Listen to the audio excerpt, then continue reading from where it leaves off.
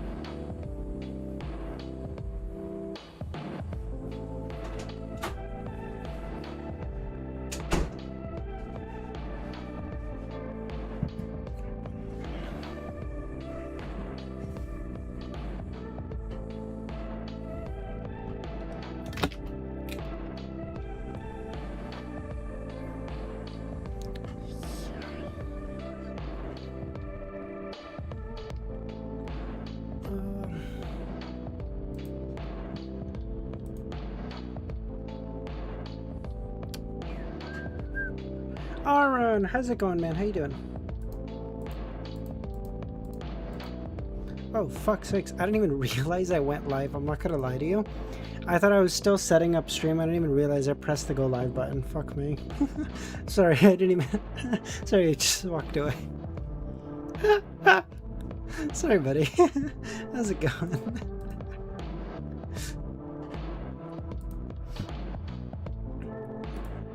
Oh, I haven't even put chat on. Fuck's sakes.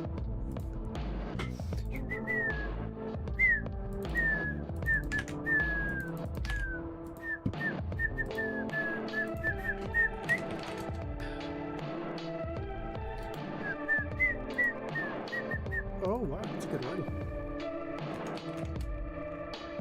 Oh, that's a great word. What the fuck? So, something I...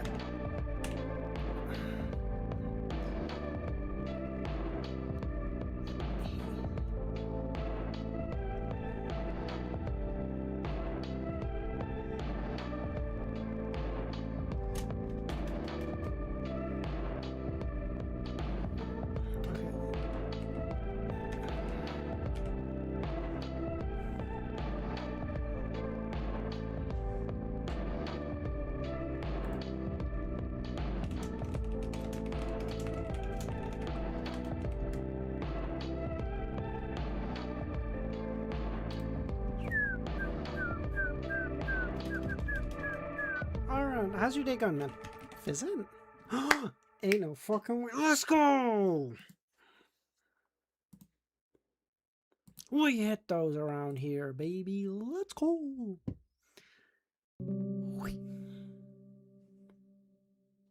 Let me... Nothing much today? Nice, nice. Do you mind if I ask how old you are? Normally, like... Most everyone who's in chat, like, every day I know, like, a decent bit about, so I'm just... I like to, you know... 26? Don't... Okay, delete... Okay, I think it's just you and me here right now. Delete the message. They're gonna call you Unk forever. Harsh, how's it going, man? Fuck, Harsh is here. It's over. Arn, I'm sorry. I shouldn't have asked. I thought it was just you and me. It's over. I'm so... I didn't mean to do this to you. I apologize. It's over. Fuck.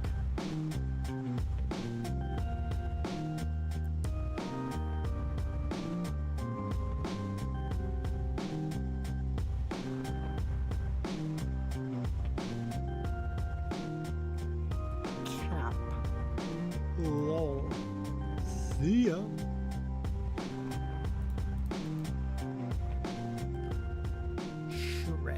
Shred, scrap.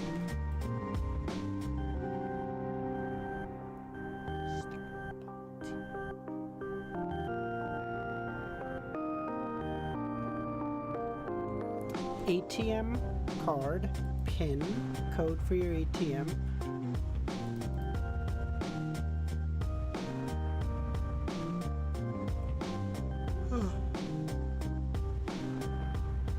Are you in school, Lauren? Are you working? What are you up to?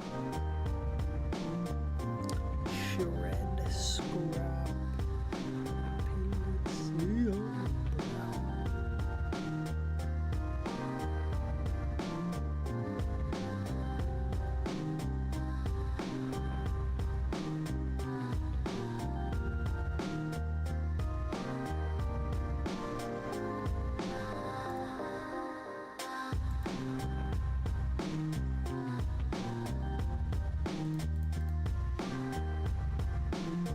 eyebrow, eyelash, eyelid, eyeball. Oh, let's go! Oh my god! What? The purple's always the hardest! Oh my god, that's a fucking mythical pull right there. Oh, the heavens were truly on my side today. What the fuck? Dude, that's a mythic level pull. What? Cap? No, okay. Maybe it's like laugh out loud. Automated teller machine.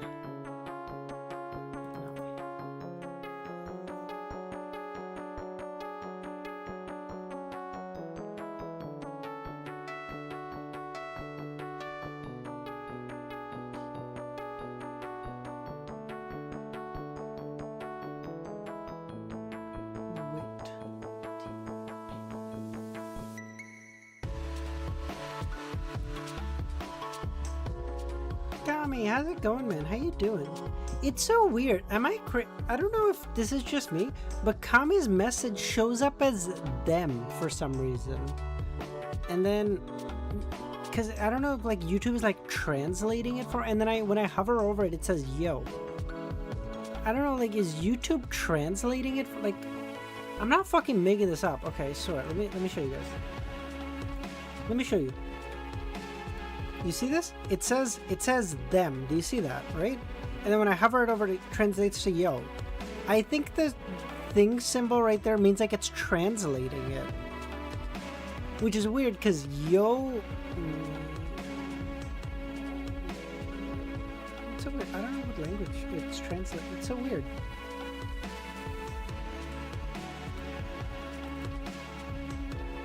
I'm on 1444. I'm on 144, I believe. Yeah.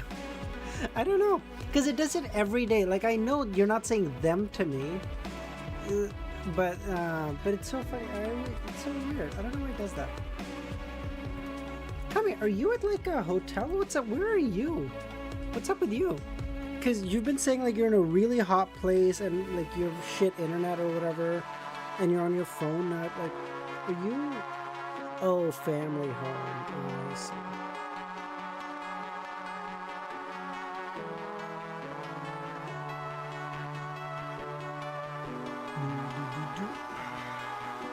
I have a little thing now. It's so good. My hair's long enough that I can start tying it up now. I also need to go to the barber because I'm starting to get like split ends that I need to get taken care of. Can someone help me, please? Someone, please, I need help. I don't know what I'm doing.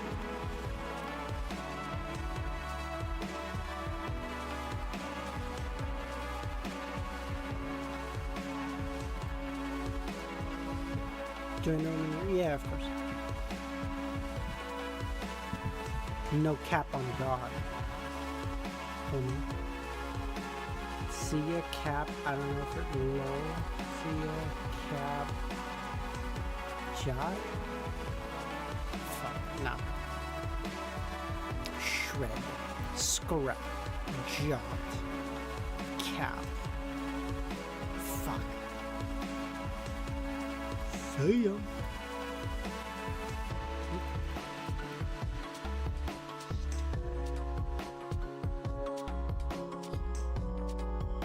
Sticker. Cap. Shirt.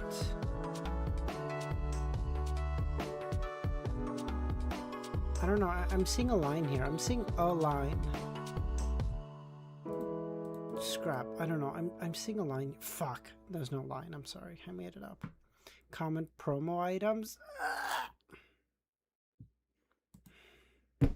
Fuck.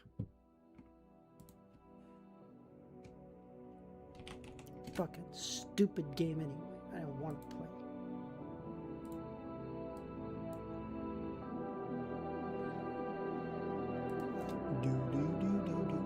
What the fuck is this?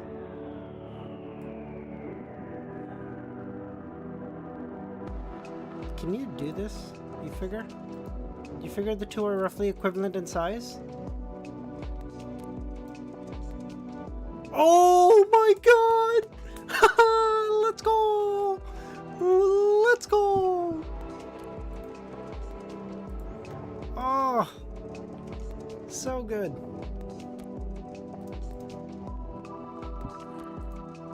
Nope, that's the wrong one. I apologize.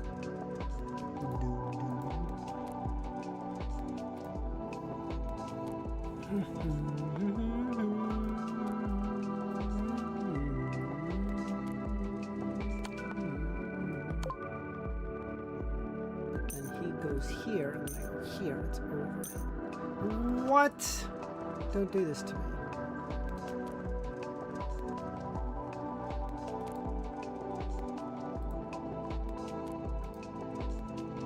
Can you guys still see his stream okay? I'm getting mixed messaging. One app says stream is fine, the other one says it's not.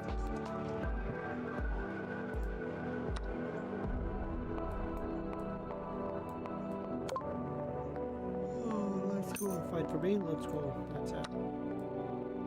The only person who matters is fine. Let's go.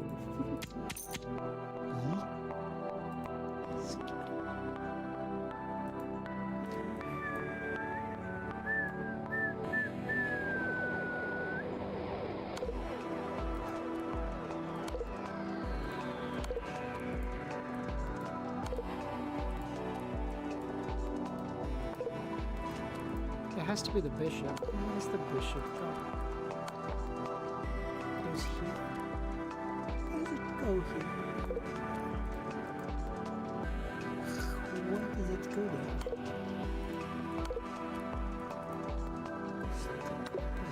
there? That's the line? Oh, that's a shit that's a shit puzzle. That shouldn't be the daily puzzle. That's a bad puzzle. I win a bishop? That's the huge win? Cringe.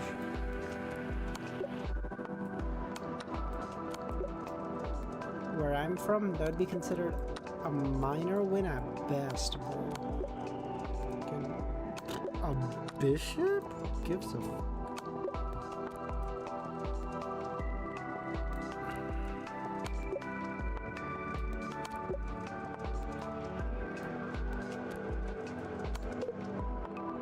kill me. Just genuinely, just fucking end it all. What is the point of any of this?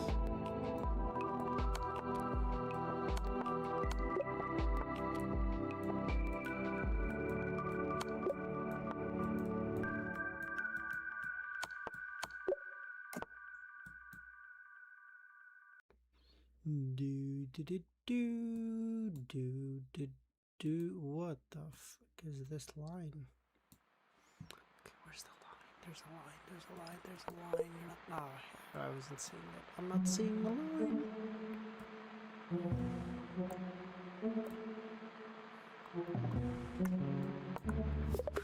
What? That's so good. He has to take it, then I take.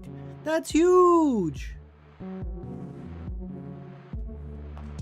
What, because he can go here and take my fucking rook? Who gives a shit? I got his queen! Cringe. Chess.com is being cringe today, bro. I won. I'm taking that as a W for me, okay? Chess.com. You don't know what you're doing.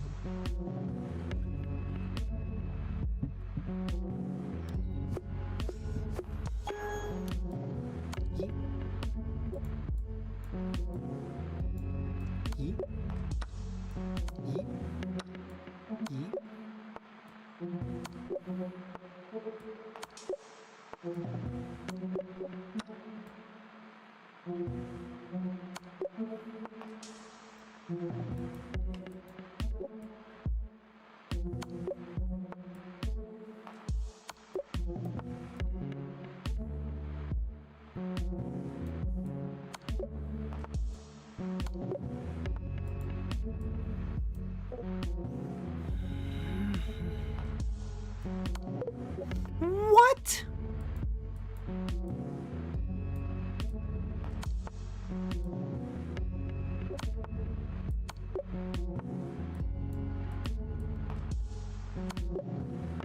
I gotta go. No worries, Harsh. Appreciate you popping by, buddy. Have a good night. Day? Probably day for you, right? Yeah, got him.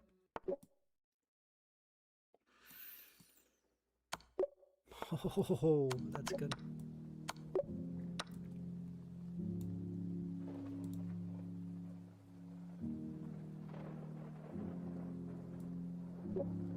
Dude, there was a song, I can't remember it, but there was a song that I used to play all the time when I was first, when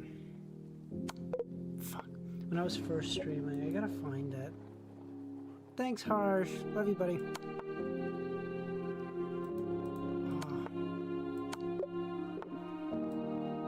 Come on. Courage. That's it. Can't take that because then he takes a check and I just got removed. I got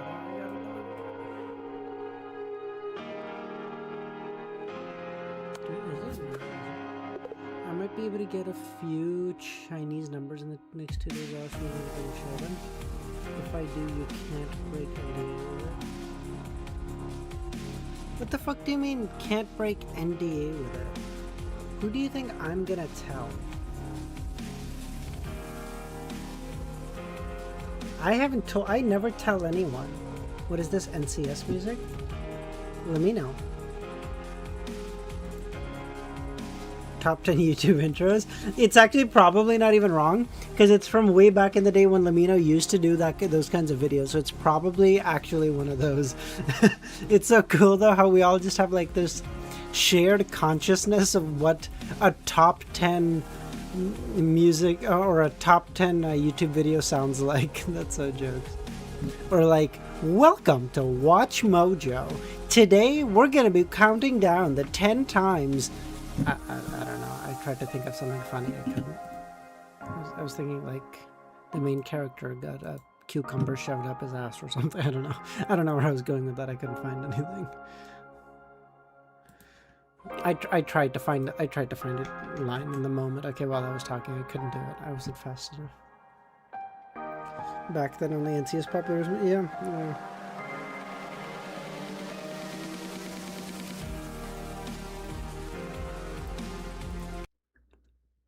Oh, yeah.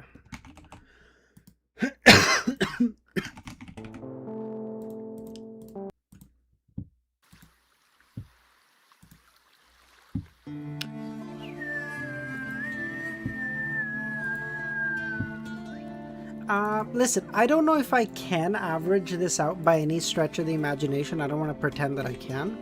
But I will try as best as possible on the days where I feel okay to do 10 chapters. I feel like right now, starting stream at the time I start, I have the ability to do about 10 chapters if I'm not like feeling shitty or down or sick or whatever. So that way we're making like decent progress. Like today we'll be at 670. 6-7. Gotcha, Kavi. Gotcha, bitch. Cry about it. I'm sorry. Where does that go? And then we can make good progress. Like at this rate, by the weekend, I can be set to finish out the volume, right? Because 70 today, 80 tomorrow, 80 Tuesday, 90 Wednesday, 700 Thursday, 710 Friday, and then Saturday, Sunday, I can do 25. I'll do like the 12, 13 chapters each to get to 735 ending. Chill out. I'm not promising I can do it for the weekend. I'm just saying I'm gonna try my best. Assuming I don't get sick or something unexpected doesn't come up, that's what I'm gonna aim for. I forget when ending is not gonna lie. Chris wrote it. 735.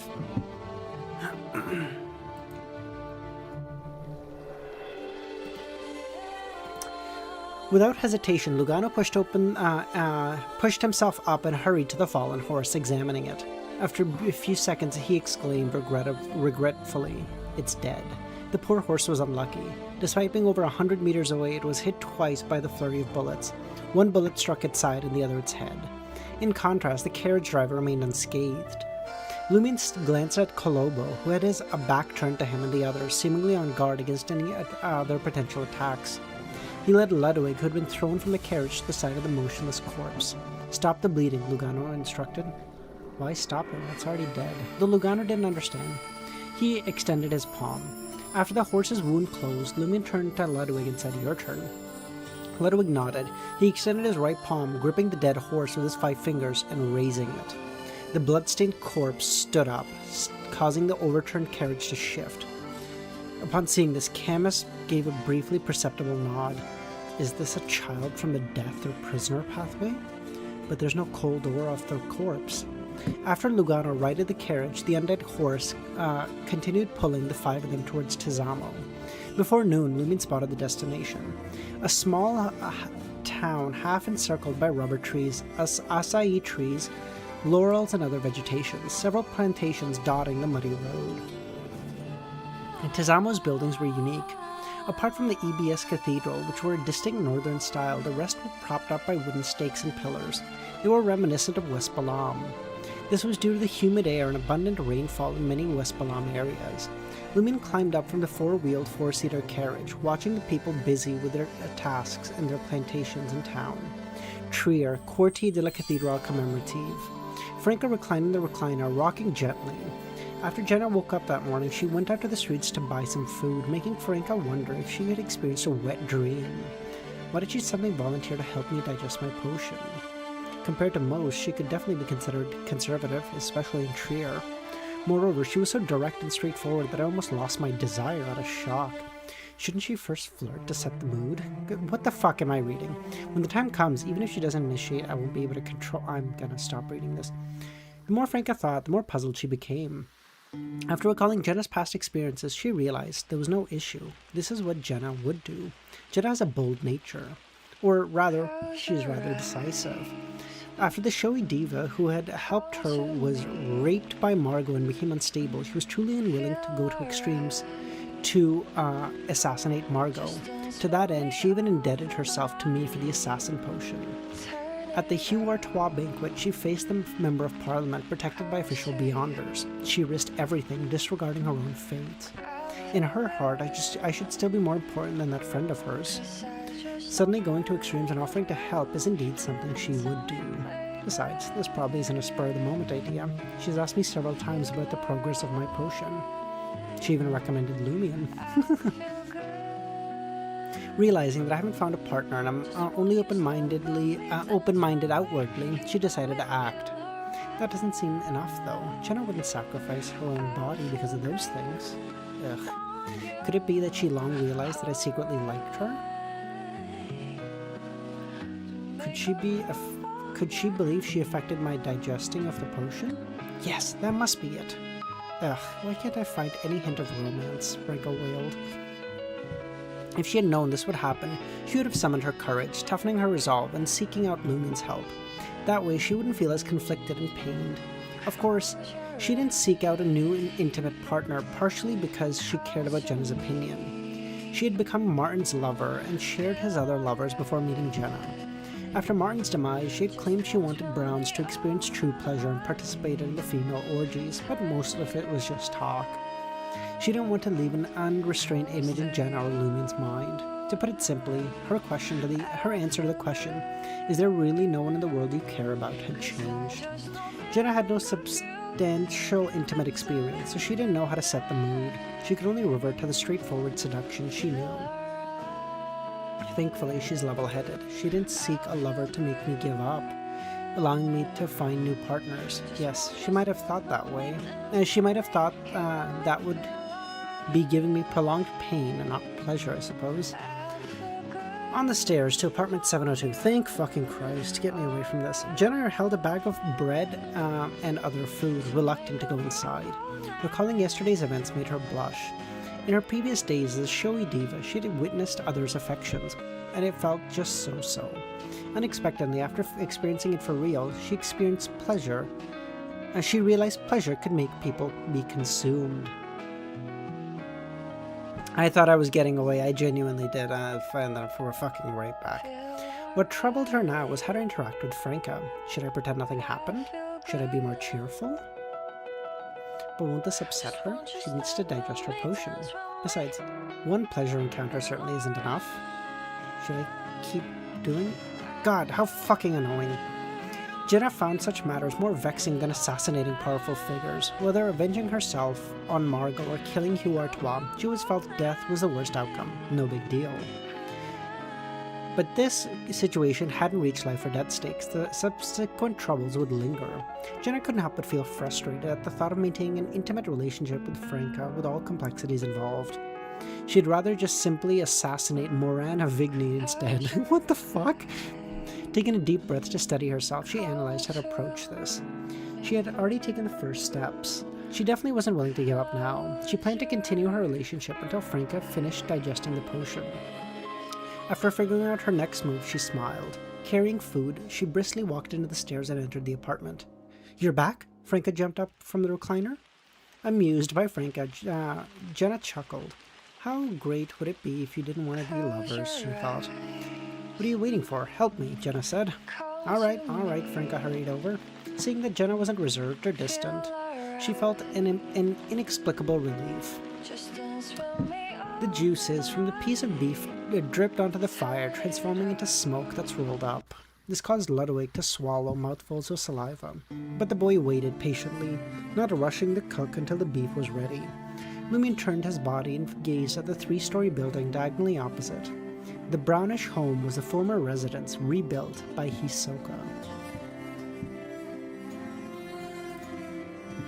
Don't say... Okay, bro. The way... This chapter title is in fucking... what do you call it?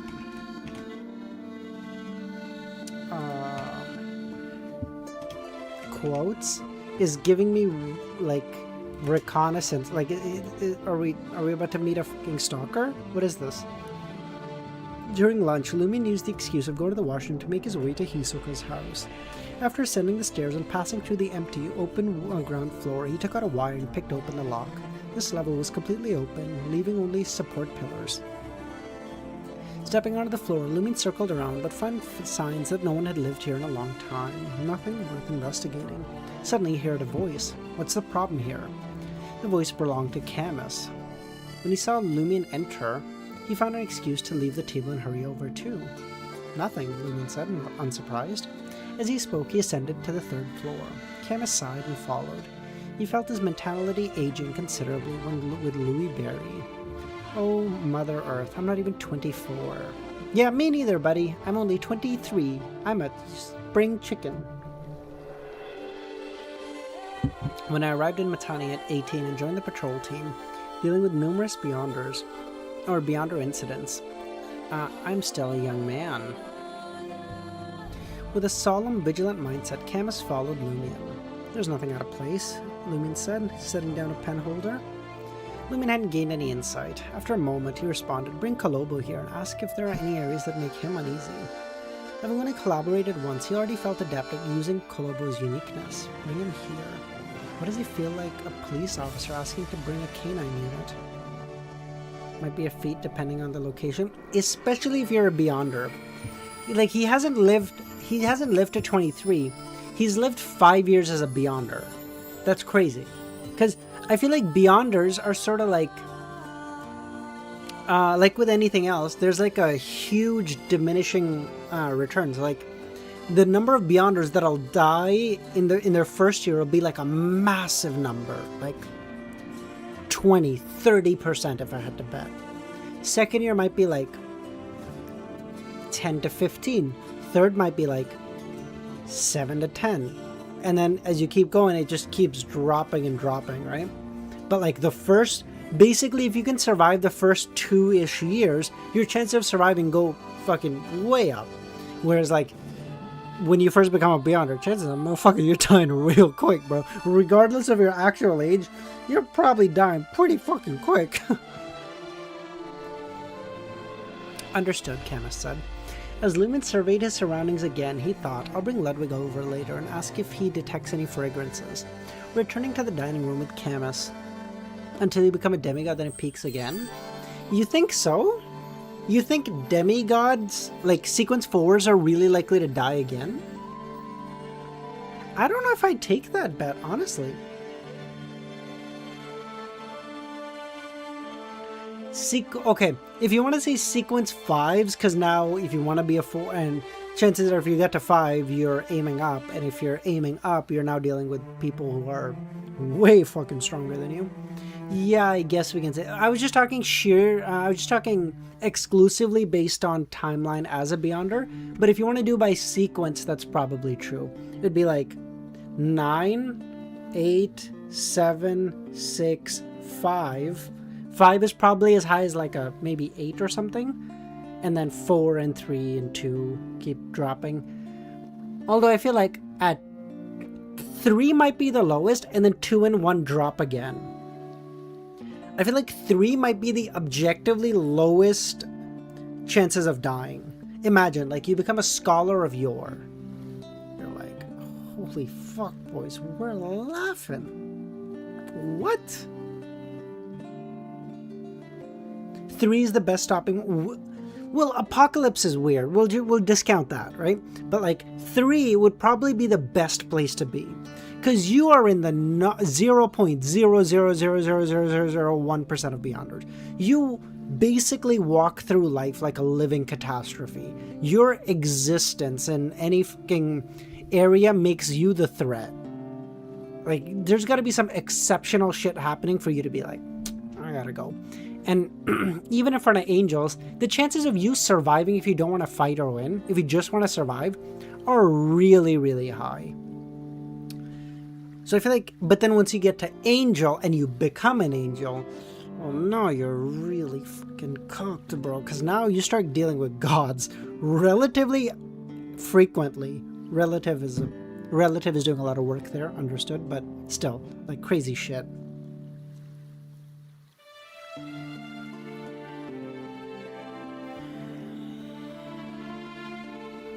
Yep, exactly, Aaron. And Ince was like, in hindsight, he was like, eh. Ince in hindsight, as a sequence 4, was like, eh. The quill was doing a lot of work for him. If he didn't have the quill, just a genuinely mid Beyonder.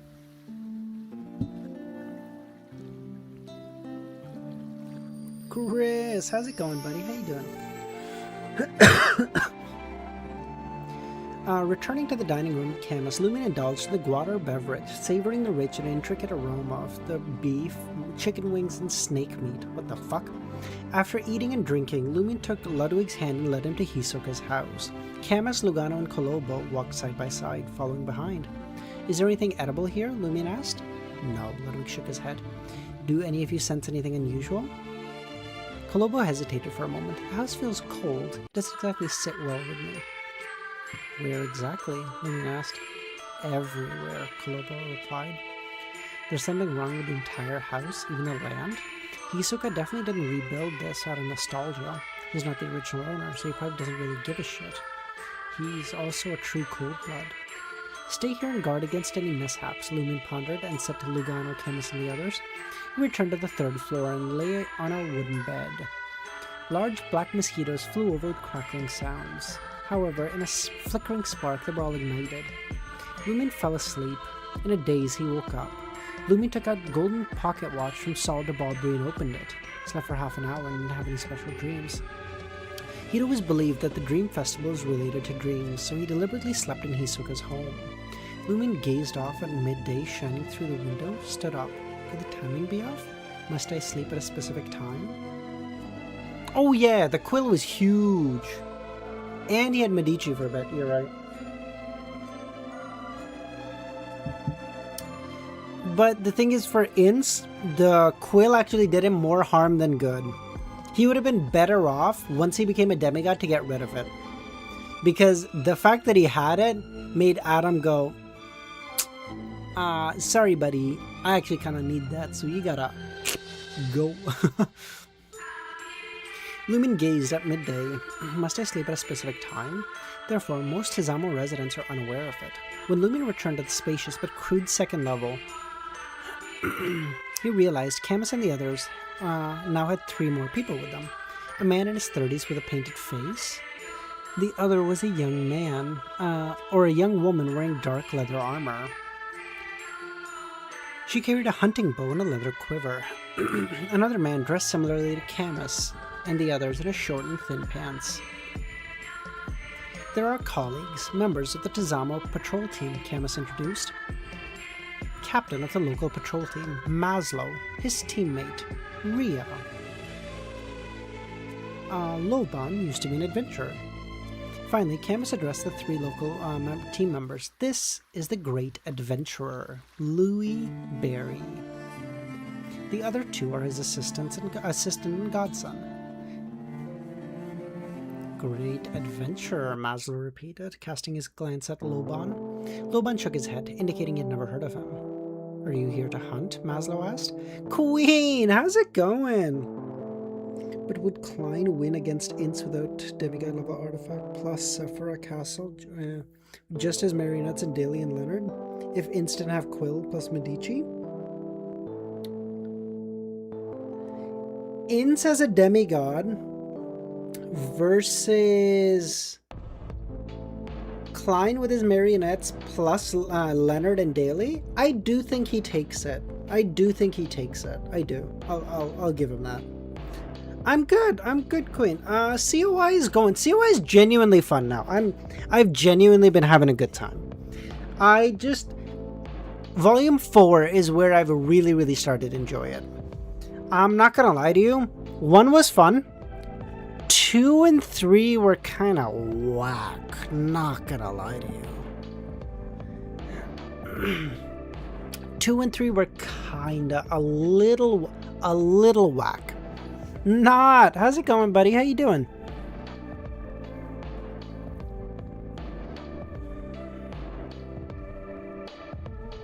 By the way, Not. I'll say it. You spoiled me on. Reverend Insanity a little bit. I don't really understand your spoiler. I saw your comment on the RI video. I don't quite understand it, but I know there's something. But I know there's some spoilers there, okay? I know there's some spoilers. Whack in what way? Queen, most of Volume 2 and some of Volume 3 was just boring. Like, just genuinely difficult to read. Like, not difficult as in an understanding way, but just difficult in you don't want to. It becomes so boring and repetitive. You're like, I don't, like, Kami knows this. Kami and Chris, I know, are like the two people in the fucking entire universe who can attest this. Because, like, there were multiple days, like weeks on end, where I would do like 2 or 3 chapters a day. Because I would be falling asleep reading. Because I'm just sitting there, I'm like, why the fuck am I reading this? This is so unbelievably boring. But, like, now it's genuinely fun. So, you gotta power through it. Maybe we should have let you... Yeah, would have been fucking great, Kami, if you could have just said, like, hey, next, like, 30 chapters, you can just read off stream because they kind of whack. And then, like, hey, cool stuff happens, we'll read it together. That'd have been so fucking cool. 3 is better than 2, for sure, granted, no problem. 2 is really rough. 3 is better, but still kind of rough. 4 is fun. Even, like, 3, I think, is still rough, but, like, the first half of 3 is rough. End of 3 is fun. 4 is really fun so far. And I'm, like, close to the end of 4 now. Like, I'm maybe not close to the end, but, like, 60 or 70 chapters away. It's not that far. There was one interesting... Yeah, I know, but fuck, man. Having a sludge through, like, 4 days worth of reading. Now, this is not your fault, because 4 days worth of reading would be, like, 12 chapters or whatever. Oh, way worse, Queen. Way worse.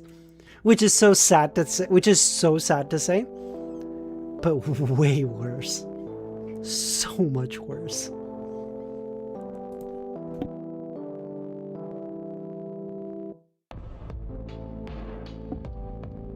Like, worse. You'll to the point where I'll tell you going in, you'll have to be like, listen, I'm just gonna have to suck it up and read through it. I'm just gonna have to suck it up. That's like, I wish someone had just told me, like, hey, listen, the next 120 chapters fucking suck. Just push through it. Tizamo had been a favorite hunting ground for Port Pylos' gentry for decades. There was no shortage of residents proficient in Intesian. Something like that, Lumen smiled. Hunting for Hisoka's inheritance and hidden issues was a form of hunting, I suppose. Seeking the skeptical expression of Maslow and the other, Camus explained, "Do you remember the telegram sent last night?" Volume 2 for the series might be cursed. MX, how's it going, buddy? That's the thing, I don't even hate Lord of the Mysteries Volume 2 that much. I think it's the worst volume, for sure, but I didn't mind reading it. Like, I had fun for most of it. I think maybe because Clown was just a fun sequence, it kind of offset it. Whereas Lumen didn't have that kind of balancing act, if that makes sense. I've been stuck on 10 chapters for the whole month. Oh, Sag. I don't know anything about Embers, but I've heard it's decent. The other one, I know something magical, Throne of Magical Arcana, I think, was the one they wanted me to read.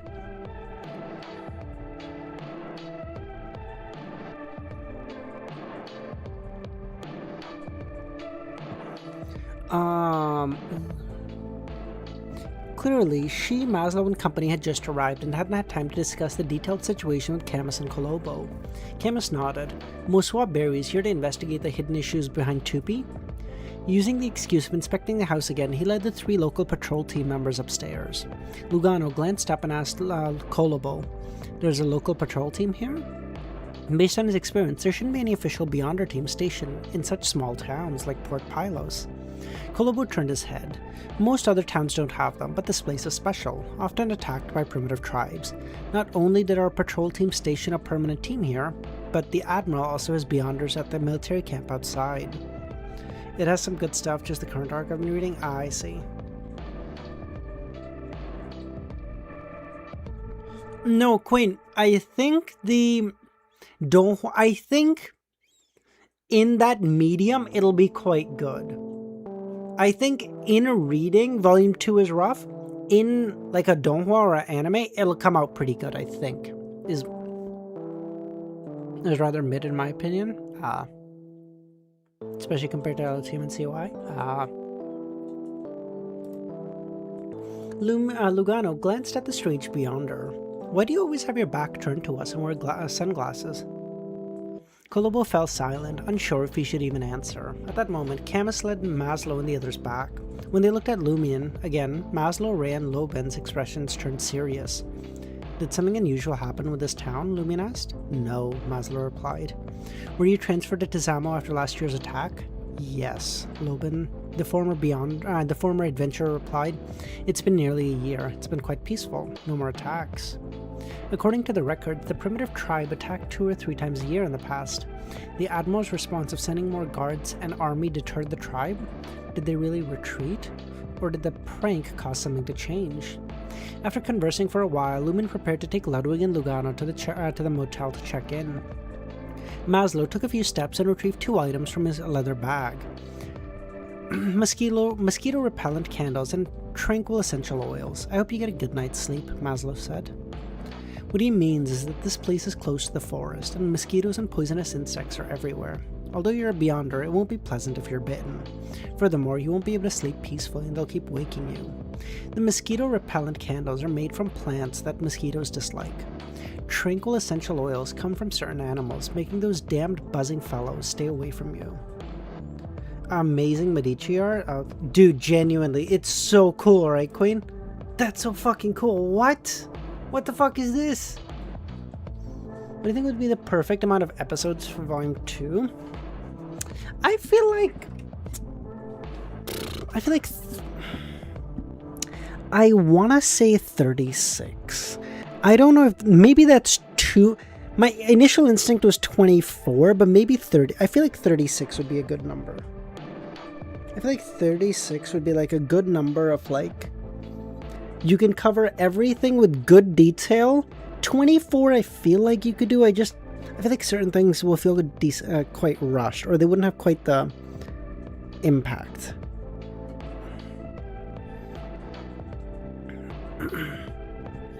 The mosquito repellent candles are made from plants that mosquitoes dislike. The tranquil essential oils come from certain animals, making those buzzing fellows stay away from you. 30 or 20 minutes? Okay, I was thinking 20. So if it's 30, I would probably agree with Chris's 28. I feel like Chris's 28 would probably be fair. Then he pinched his nose to confirm the pungent smell on Maslow and the others. Ludwig and Lugano left. Maslow looked at Colombo. What's wrong? He asked. Volume 1 needed like 20, Volume 2 needs like 30? Probably. Huge spider crawled towards me. I almost punched the screen. I'm sorry, that must have been really scary for you. I don't mean to laugh.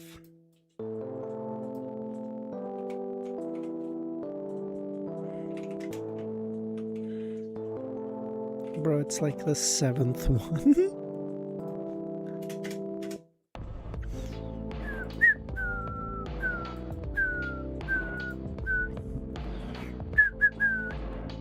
He took off his sunglasses and spoke in Dutonese.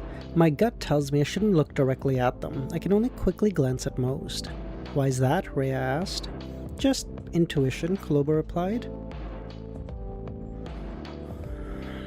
What's on your mind? Lobian asked. Or Maslow asked. The three of them had worked together for a year and understood each other quite well. Maslow could tell Lobian had thought of something. Observing you're giving off pheromones? I love how Chris is implying that the spiders are trying to fuck Kami.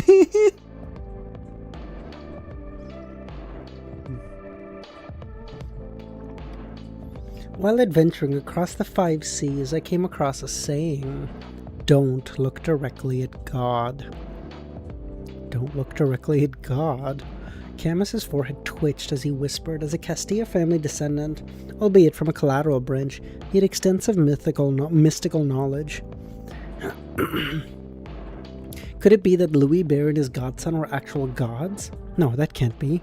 Colombo avoided looking at Tupi directly, yet Tupi was a mere sequence 5. I've heard that before the Padre's sermons, it's about respecting and worshipping God, right? Rhea said. No, it's not from the church scriptures. It's recorded in a mystical text. Loban shook his head. Surely the great adventurer can't be a literal deity. Maybe not a true one, but the book's note states it refers to a mythical creature. In 2x, but RI comment was only with information from the first 3 chapters because I don't know anything beyond that. I was reading it with you. Is it? Okay, then maybe I just don't remember, because I remember he said something like he got honey trapped by a little girl, and I do remember that, but I honestly don't remember much of the chapter. I just remember something cicada that turned back time. That's the extent of what I remember. Okay, I remember something cicada turned back 25 years, 20 years. A lot of time. I don't know. Could that adventurer be a demigod? It doesn't seem that way, Camus replied. Perhaps the adventurer is simply one of the deities blessed, carrying a divine item or aura bestowed. So it's true, we can't look directly at God, but that God isn't referring to him, only something he possessed. Turn back 500 years? Bro, why was I thinking 20? What? Oh, okay. That could be the. Never mind. Then not. I apologize. I didn't mean to slander you. Okay, I don't remember that comment. So I just thought, I was like, oh, does he die because he falls in love? I was like, that's gonna be so ugh. But okay, never mind. This could explain the situation with Tupi quite well. You mean like the most famous adventurer? Loban realized. Adventurers, treasure hunters, pirates, and merchants across the 5 seas now knew Gehrman had been the fool's oracle before becoming an angel. Precisely, Camus nodded. Dog shit. Why was I sent to watch over a matter involving a deity's blessed? This was undoubtedly perilous. Camus hadn't wanted to accept the vice captain's orders the day before, but over the years, Riaza had saved him from the brink of death several times. He couldn't possibly refuse. Otherwise, the prestigious Don prefects in the Castilla name, he could have declined his superior's orders. At worst, he could leave the team and seek opportunities elsewhere. After all, he had already digested his Sequence 7 potion. He had saved enough funds for the subsequent advancement thanks to Louis' commissions. Even returning home, he wouldn't be the type to be brushed aside. Gearman? I know, Queen! It's so cool when you get to see shit like this. 100k dying to love. I hope not as well. True. But to repay Riaz's kindness, Camus reluctantly agreed.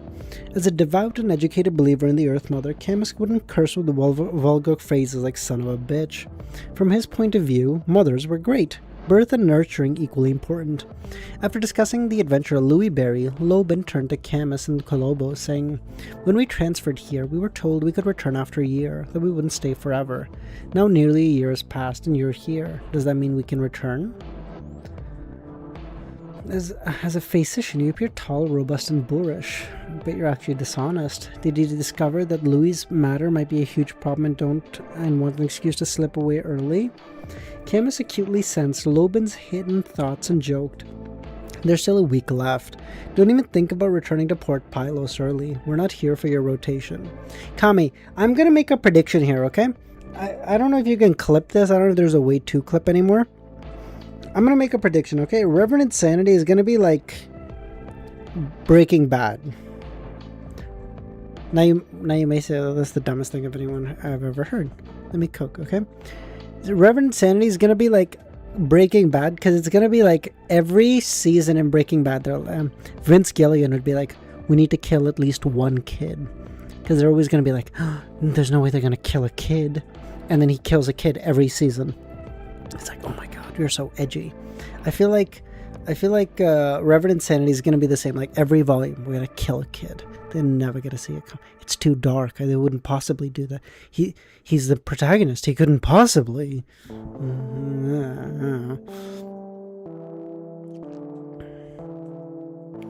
This was the favorite accommodation for the gentleman who came to Tezamo Town to hunt. Although it couldn't compare to Hotel Arella, it was relatively clean. Lumen's sole reason for choosing this place was the availability of a suite. Otherwise, he would have to rent 2 adjacent rooms and utilize his hunter's precise grasp of structures to blast through the adjoining walls without affecting the load-bearing walls. When departing, he'd get Lugano to replace the stone bricks. I can tell you, what the fuck is worse than killing kids? I can't even think about what the fuck. What is worse than killing kids? What are we talking about anymore? You're making this up, bro. What do you mean? What do you mean way worse? Babies?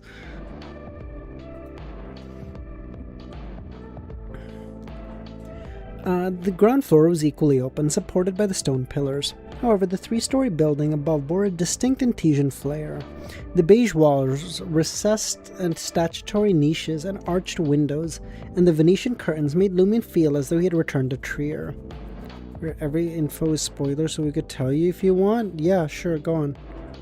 Yeah, go on. What is worse than killing kids? I'm so curious.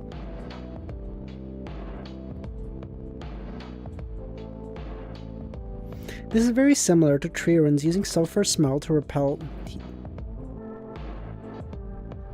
What the fuck are you talking about? What are you talking about, Kami? What? What the fuck did you just say to me? After using sulfur smell to chase the bedbugs into the neighboring room, playwright Gabriel ignited it and drove them back. After this back and forth, most bedbugs went somewhere else. Lumen sighed, recalling Gabriel's death. He walked to the window and gazed at the street below. How do the kids make him stronger? What? The gentleman in the hunting attire and the servants on unicorns weave through the dark brown or light brown townspeople. Under the noon sun, the town was scorchingly humid. On the second floor, Lumen focused his attention and observed the passerbys. He attempted to ascertain any potential issues with the town. He was prepared for backlash or corruption. The passerbys' fortunes were normal, and seemed to have a romantic encounter looming. Some would lose money, and some would encounter a bloody calamity. Nothing serious. Lumen averted his gaze. Take Ludwig to rest. I'll walk outside. All right, Lugano said. Knowing the trip to the town might be dangerous, Lugano had no intentions of wandering out unless needed. He had no choice but to go along, or he might be the one eaten. Tizamo wasn't small, with streets spanning out in two directions. Lumen strolled leisurely.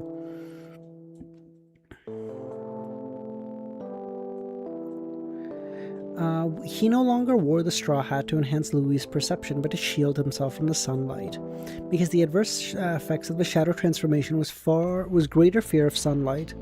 Although Lumen could endure relying on his aesthetics abilities, this would impact his condition. Why make things difficult? Moreover, the appearance of Louis wearing a straw hat, the enemy wouldn't think he was afraid of sunlight. As his gaze shifted, Lumen spotted a girl, a typical northern continent native, her black hair cascading down like a waterfall. An unmistakable youthful aura radiating. The girl wore a light, lace-trimmed, pleated white dress, but instead of high heels, donning a pair of brown leather boots. As she conversed and laughed, she danced. Lumen glanced at her. It wasn't that she was beautiful, although quite lovely. Her appearance and bearing couldn't compare to that of a demoness. Why is this... Bro, Lumen is so fucked up in the head. He's always like, she's not that pretty. She's never seen a demoness before. What are we talking about, bro? Why is this your standard? In Trier, no matter how open-minded or respectable middle and upper-class women were in private, they still publicly cared about their image. This girl exuded an air of freedom. This was distinct from an improperly raised lower-class woman's demeanor, and the girl's attire, speech, and aura indicated good upbringing and education. Amenadina, daughter of the Palms Manor Sir Petit and Monsieur Robert's fiancée, Camus said, materializing from nowhere. Palms Manor was a plantation near the town, a southern continent girl raised without Trier's upper-middle-class social constraints. As Lumen judged, he thought of his sister. Sometimes Aurora would be like this. Where are you headed? Camus asked. Doesn't Klein say the same in book 1? I don't think so, Aaron. Bro, like, every time we come across a woman, Lumen goes, she's decent, but she's never come across a demoness, of course. Bro, why?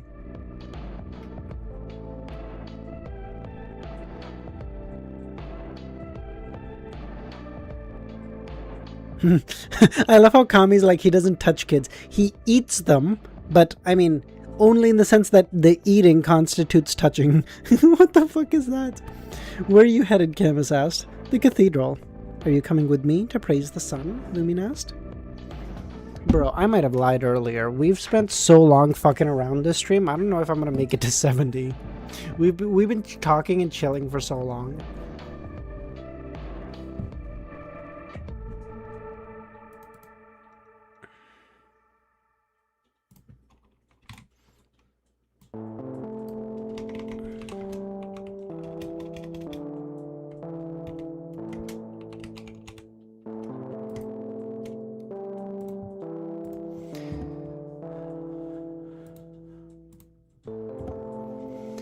Like many cathedrals in Intes, Tizamo had a golden dome resembling the sun's reflection. As Lumen passed through the door, he was dazzled by the walls, arches, and gold leaf.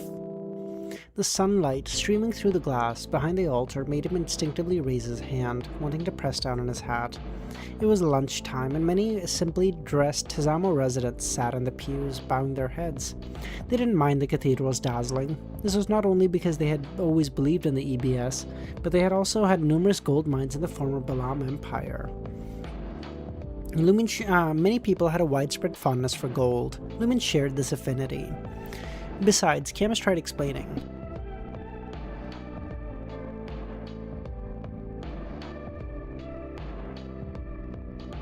I'm not monitoring you, nor am I saying I'll follow you everywhere. I'm assisting you. You're still unfamiliar with Dutanese. You lack sufficient understanding of the situation. Thank you, Chris. I can introduce you. Lumen seized the opportunity and said, "Do you know it well? If there's anything I don't know, I can ask Maslow and the others." Lumen nodded. "If you want to follow, go ahead." As he spoke, he walked towards the row of seats in front of the altar under the blazing sunlight. Camus hesitated for a few seconds before finding a seat. As a believer of the Earth Mother, he could freely enter and exit the cathedrals, but he couldn't participate in the acts of worship. He only knew that Louis had a close connection with the Church of the Fool, but wasn't sure if his faith was with the Fool. Lumen used his ascetic endurance to control the twitching of his facial muscles. He sat down under the sunlight as if nothing had happened. The Padre, a native of Port Pylos named Callie, had standard dark brown hair, sunken eyes, and a chiseled face. In his 40s, with a solemn expression, he preached in Intesian. Lumen feigned praying, finding himself distracted, thoughts racing through his mind, making him feel as if he had returned to Cordoue. When it was almost over, he praised the sun and wished his sister would always be healthy and that he wouldn't need to do much homework or test prep to get into university, none of which came true. "Queen, no worries, good night." I believe the next 3 batches are on 10 chapters. Alright. After the Padre finished speaking, Lumen raised his hand and narrowed his eyes in the sunlight. There was nothing special as he focused on the Padre's fortune. On the surface, there's indeed nothing abnormal about Tizamo. Amidst the sunburn-like pain, Lumen planned to avert his gaze, but his heart stirred as he activated his Reaper's weakness investigation. He thought of the Padre, Guillaume Benet, and Father Monty of the Church of the Earth Mother, who said clergymen couldn't be problematic. In that case, he observed the Padre's weakness. Various colors appeared on the Padre's body, but there was no pale white among them. The Padre had no weaknesses? But that's impossible. Even if he's a Beyonder, his sequence can't be too high. How does he have no weaknesses? The sun pathway isn't exactly known for its toughness. Could he be from another pathway? No, they all have their weaknesses. Finally, he noticed a faint pallor. It wasn't on the Padre's body, but in the depths of his astral projection. That means his weakness is his spirit, fearing attacks targeting his spirit body. How did he manage to have no bodily weaknesses? From the looks of it, I'd have to dismantle his body to kill him. Regardless, discovering any abnormalities was good. This meant he was a step closer to finding the problem in Tizamo. "Brother, what are you looking at?" Callie asked Lumen. "Looking at the sunlight on you," Lumen said. "Praise the sun." With that, he stood up and turned to leave. Now was not the time to delve into the Padre's abnormality. The Padre was delighted by the response. Firstly, the other party was subtly praising him for being bathed in sunlight, akin to a deity's blessing. Secondly, as a local clergyman without northern blood, he always yearned for northern gentry's recognition. After leaving the cathedral, Lumen had Camus encircle the entire Tizamo with him twice, including the military camp. As evening approached, Lumen made his way to the motel and asked, "What did you do with the dead horse?" "I sold it to the butcher." "I'll buy a new one, I guess," Camus replied. Lumen felt a tinge of disappointment for Ludwig. Late at night, in the shadows outside the motel, Lumen emerged, no longer wearing a straw hat, strolling to the house that Hisoka built. It was nearly midnight, and Tizamo had grown quiet. Apart from a few soldiers, drunks, and their companions, no one else was out. Under the moonlight, Lumen passed by the bar and heard a commotion inside. In the primitive forest, the howls of beasts echoed. Lumen proceeded until he reached his destination, rising to the 3rd level and finding the bed he had slept on earlier. He busied himself while making preparations, muttering, "Boris, have you noticed anything unusual?" "I'm using your eyes, ears, nose, and spirituality to observe, just slightly more than what you see," Boris spoke. "Does that mean what I see and discover will be restricted by my body?" "Hold on, he's becoming more and more like the Riddler." Weird. "Are you truly an angel? I'm a sequence 5, and you can't use my eyes and spirituality to detect problems? Haven't you noticed a mere sequence 8 couldn't tell this place was cold?" "No way. Are angels of inevitability inferior to sequence 8s of the fate pathway?" Lumen provoked Boris to see if he could get anything, but he didn't hold out much hope. Boris fell silent. "How tolerant, as expected of an ascetic angel," Lumen mocked. taking out his pocket watch. 11:51. He put away the pocket watch and LEMMiNO laid on the bed. This time he was here to see if sleeping at the night would trigger any abnormalities. To this end, LEMMiNO had instructed Ludwig to wake him up in the house rebuilt by Tupi if he wasn't back in time for their second meal. After LEMMiNO promised there would be a feast the next day, Ludwig agreed. With the sounds, the menacing spiders crawling on the outside walls, "Kami, this is your house!" and the numerous mosquitoes in the room burned and fell silent, emitting a charred fragrance. Relying on cogitation, LEMMiNO swiftly fell asleep. In a daze, he woke up. He straightened up and realized he was still on the bed, in Hisoka's room. It was late at night, and the crimson moon seemed obscured by the clouds. The howling of the wild beasts in the forest and the faint noise from the bar had ceased. The night had entered its most peaceful state. No change, LEMMiNO thought. Just as he was about to take out the pocket watch to confirm, his pupils dilated. Under the crimson moonlight, LEMMiNO scanned the room. He didn't see mosquito corpses. Oh, I was just about to say this. He did enter the dream, but it's just a dream world that's like a parallel to this world. It's like the mirror world he's entering, basically. The mosquitoes he had incinerated with his pyromaniac powers before falling asleep should be charred on the ground, but they were nowhere. Could it be that someone came in while I was asleep and cleaned the room? But there's several traps around me. Wraith? LEMMiNO tensed up. He took out a pocket watch and checked the time. 11:58.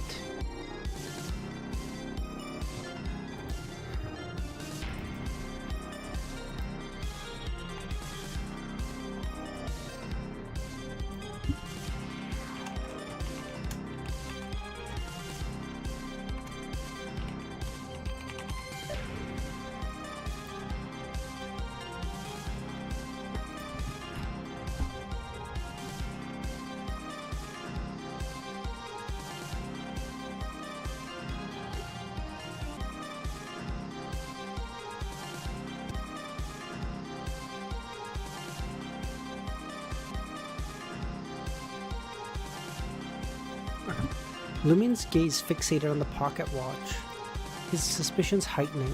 What the fuck is happening with the music? I'm losing my mind.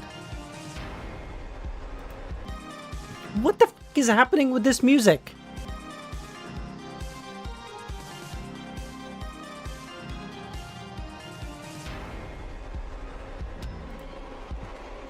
LEMMiNO's gaze fixated on the pocket watch, his suspicions heightening.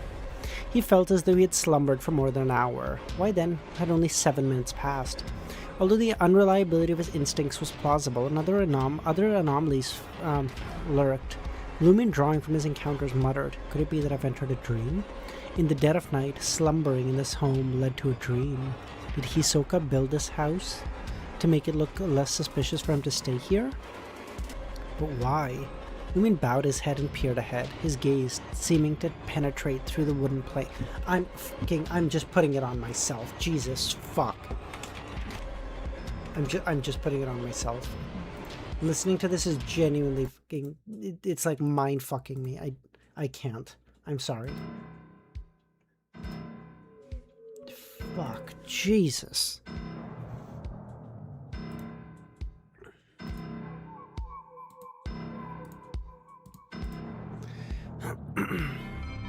LEMMiNO bowed his head and peered ahead, his gaze seeming to penetrate to the wooden planks and obstacles. Uncertain about the origins of this anomaly, he could only speculate based on the common sense and his experience. I don't even know why. It's fine, Kami, don't worry about it. I'm not blaming you, it's all good. In the darkness, LEMMiNO shuffled his feet, producing creaking sounds as he left the house that belonged to Tupi. The street lay deserted, and many of the livestock on the ground floor of the building seemed to blend into the night, as though impossible to discern if they were even still there. The footsteps of the soldiers vanishing. The warm, humid night breeze swept through the unobstructed street surrounding LEMMiNO as he passed through the entrance of the bar. Straining his ears, he noticed it was so quiet that even the rustling of insects could be heard. Or had ceased, rather. His expressions remained unchanged as he extended his right hand, pushing open the door. Darkness shrouding the interior. Within the moonlight filtering through the window, LEMMiNO's eyesight as a hunter could barely discern the outlines of the bar counter. Not a single human in sight. The bar seemed closed for a long time. This is weird. Before I fell asleep, the bar was lively. It's impossible for them to clear out in 7 minutes. Based on my experience, even though countryside bars close earlier than those in the city, they usually continue selling alcohol till at least midnight. They also usually ask those who are still drinking to leave after they're done. If they encounter a drunk, it tends to cause a delay, LEMMiNO, as a regular of the old tavern, knew. This conviction only strengthened his belief that he was in a dream. Suddenly, memories of the past in Cordoue flooded LEMMiNO's mind. After a moment of contemplation, he decided to leave the bar and head to the motel. Walking through the stairs and the corridor, LEMMiNO returned to his suite on the second floor, pushing open the door to the child's room. The crimson moonlight poured into the room, but there was no one. Ludwig had disappeared. Combined with the strange sights, LEMMiNO suspected that he was alone in this dream. All the townsfolk had vanished. This can't be considered a festival, unless it's named the Loneliness Festival, LEMMiNO thought. Before leaving the motel and heading to the cathedral, in the moonlight, the cathedral's golden dome and various decorations seemed to lose their glow. LEMMiNO didn't want to waste energy opening the front door. He pried open the stained glass window and jumped in. In the night's darkness, the place was empty and still. LEMMiNO searched around but couldn't find the padre, who exhibited abnormalities. I truly am alone. Only those who sleep in Hisoka's house can enter the dream, and late at night. How can the festival be held then? Can't expect everyone to line up at Hisoka's house, can we? Disregarding the question, how can a widespread collective act deceive the patrol team? Plus, it doesn't seem like everyone's pulled into the dream. The Tizomons I previously found were completely unaware. But why am I lucid? I can't even listen to the stream at 144.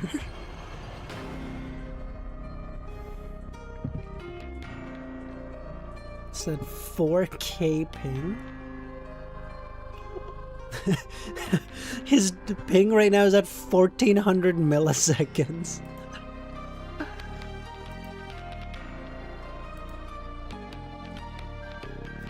LEMMiNO contemplated for a moment. You can swap to Vanitas. Oh, thank you. Yeah, we can do it the old-fashioned way. It's all good. Drawing on his experience, LEMMiNO pushed aside these questions, opting with a simple reconnaissance. He aimed to confirm the dimensions of this dream and boundaries. By activating the mark on his shoulder, LEMMiNO connected with the spirit world and saw every corner of Tizamo. Through spirit world traversal, he disappeared and reappeared on the packed earth path leading from Tizamo town to the port. Teleportation is possible. Since it's a dream, I guess nothing is impossible. As long as I believe it feasible, I should be able to do it. Following Cordoue, LEMMiNO delved into numerous dream-related books and sought counsel from Madame Justice, Madame Susie, and Anthony Reed. Slowing his pace, he headed to Port Pylos, walking for 200 or 300 meters. The scenery had blurred. Suddenly, LEMMiNO's spiritual intuition warned him that entering the misty area might be perilous. There are limitations. I can't reach the edge of the mine directly. LEMMiNO decided against the risk and returned, and began searching the other boundary, the primitive forest. After covering 300 or 400 meters, LEMMiNO reached the forest's edge. The rainforest-like vegetation stood silently. Noticing no blurry areas, LEMMiNO proceeded. Passing through the drooping vines, he delved deeper into the forest. Along the way, there were no mosquitoes or venomous creatures. Another 700 or 800 meters, LEMMiNO sensed his surroundings becoming more psychedelic. Some areas began to blur, while others distorted. These conditions in these areas seem to fluctuate. This feels more like a typical dream. No warning from his spirituality, LEMMiNO continued walking forward. Suddenly, the entire world shattered. LEMMiNO's lucidity wavered, leaving him disoriented. In the next moment, he witnessed scenes of black boulders and humans in dark robes. One of the humans raised his head. Hisoka. He was Hisoka. The human in the dark robe embodying Hisoka's visage straightened up, his gaze seeming to transcend scenes and fixating on LEMMiNO.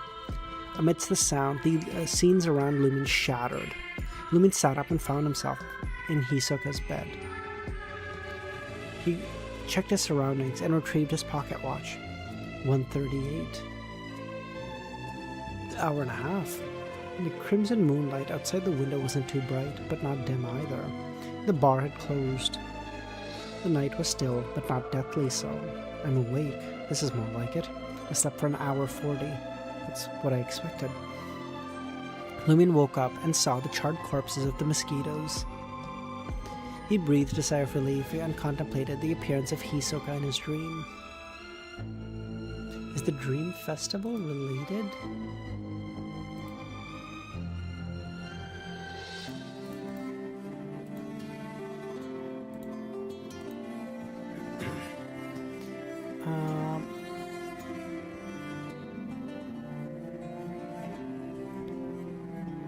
To the primitive tribe. That's why I activated certain imprints and recorded images from the past. What purpose does Hisoka have with the dream? Dream festival. Since it's a festival, it must be on a fixed date. At other times, if I enter the dream, I won't encounter anything. What date could it be? Lumin deduced a direction. On December 17th of last year, the primitive tribe attacked the town. Lumin pricked up and confirmed today's date. The Dream Festival happens on December 17th, or 2 or 3 days before, which is when April Fools played their prank. It was 1 p.m. on December 11th. Oh wow, how fucking convenient. It happens in the next 6 days, eh? Lucky bitch. Anytime shit happens for me, it's like, oh, the festival happened December 16th. Oh great, what day is it? December 18th. Fuck me! Okay, cool, alright, I'm fucking wasting a whole fucking year here. Oh, cringe shit.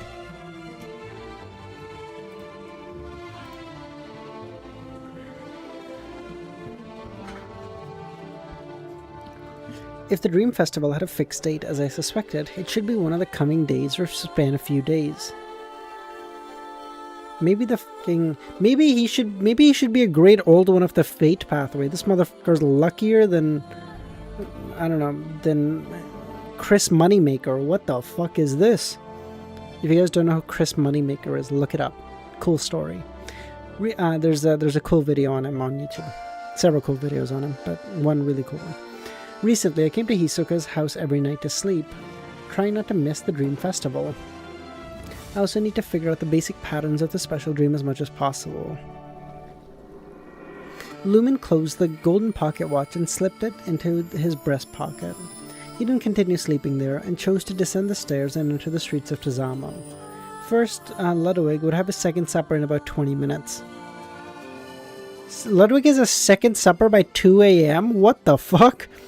According to their agreement, if Lumin didn't return, Ludwig would come over to wake him. Second, he had to update Madame Magician. Just as Lumin stepped out, a voice rang. What are you investigating? Camus Castilla emerged. Lumin wasn't surprised. Many scenes display different states during the day and the night. Indeed, Camus said. As Lumin walked towards the motel, he teased Camus. Have you been awake the entire time, squatting in the shadows, observing my movements? It's tough. Try not to suddenly drop dead. If Camus had known Louis that long, and didn't mind him tagging along, he would have thought Lumin's teasing was a warning. So there's no music changes for a while? No worries, buddy. I'll be in charge of watching tonight. It's Maslow or Ria's turn tomorrow, Camus said. Lumin didn't engage him further, as if lost in thought, making his way back. He then saw the adventurer stop at the motel's entrance, his back turned to Camus, and said before Tupi died, he mentioned a term. The Dream Festival. I've gathered some traces in his home and have confirmed there's a special dream happening in the town. Gather all folklore related to dreams in this area and bring it to me. Camus's mind was at a loss, but then it cleared, as if a bucket of ice-cold water rushed over him, and said, okay. After agreeing, Camus realized that he had unknowingly followed Lumin's instructions, as if he was his captain. After watching Lumin enter the motel, Camus analyzed his reaction. He felt this stemmed from both intimidation of Lumin's strength and the credibility built up by him. I have to send a telegram back to Port Pylos to request reinforcements. In addition, I need to familiarize myself with the town ASAP. After considering his steps, Camus sighed again. Ever since encountering Louis, his problems had never ceased. Bro, he truly is the fucking problem magnet. Up in the suite on the second floor of the motel, Lumin greeted Ludwig. Before pondering his letter to Madame Magician, Lumin noticed a folded letter. A reply after midnight. So typical, he thought. Chuckling, he lifted it. I've completed my astromancy and have received a revelation about the rest of the abscessed hand's body. The remaining bodies divided into 3 parts. Oh, that's not that bad. One part is highly suspected to be located in the underworld, and the other 2 parts hint closely related to the Lemberg capital, Az-Shahara, but they're not actually there. This reminds me of the city of exiles, Marora, which seals 001. It has a similar situation. Inside Lemberg, yet not truly there. My interpretation is that the 2 missing parts of the abscessed hands are hidden away in the city of exiles, Marora. Don't you find it too coincidental? No, not at all. My astromancy results show that nearly 3 months ago, one of the body parts was still located in the tombs of the past kingdom, and the other was related to some folklore on the southern continent. Catch my drift? What? Accepting the information about the most terrifying artifact 001 masquerading as Ludwig's godfather was akin to accepting an olive branch from the Church of God of Knowledge. LEMMiNO had promised to repay a certain price for this. It seemed the Church of Knowledge then dispatched high-ranking individuals to gather the 2 remaining body parts of the abscessed hands and hide them away in Marora. What does this mean? It is clearly forcing me to journey to Marora unless I choose to abandon my hope of becoming a demigod. My agreement with the abscessed hand is that until I find its main body, I won't be able to gain godhood. So what they basically want is they want him to go find the 1 part and then go find the 2 parts in Marora, unlock his restriction, and then become a demigod there. So basically, when we venture into Marora, that's going to be our time to become a demigod, basically, is what's happening.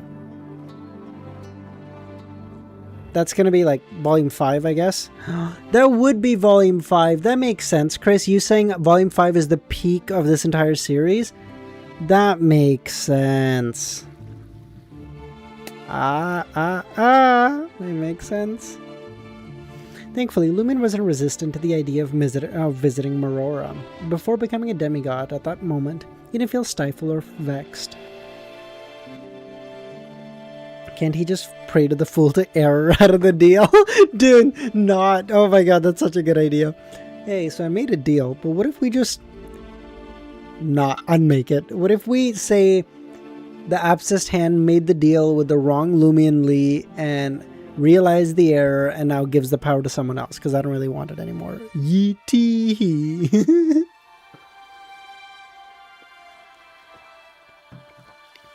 My astromancy results also tell me that once the abscessed hand's bodies gathered and reunited, something dangerous will happen. Oh, I'm sorry. The celestial were the errors. No problem. I'm kidding. I'm kidding. It is best to complete this reunion while you're in the City of Exiles. Literally.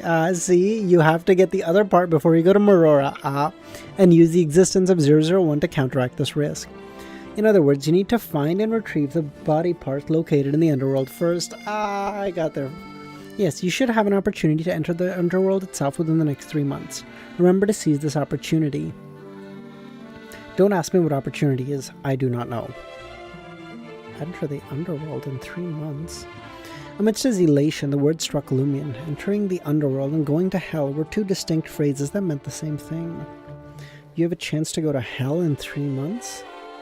And I wish you to descend? Jesus.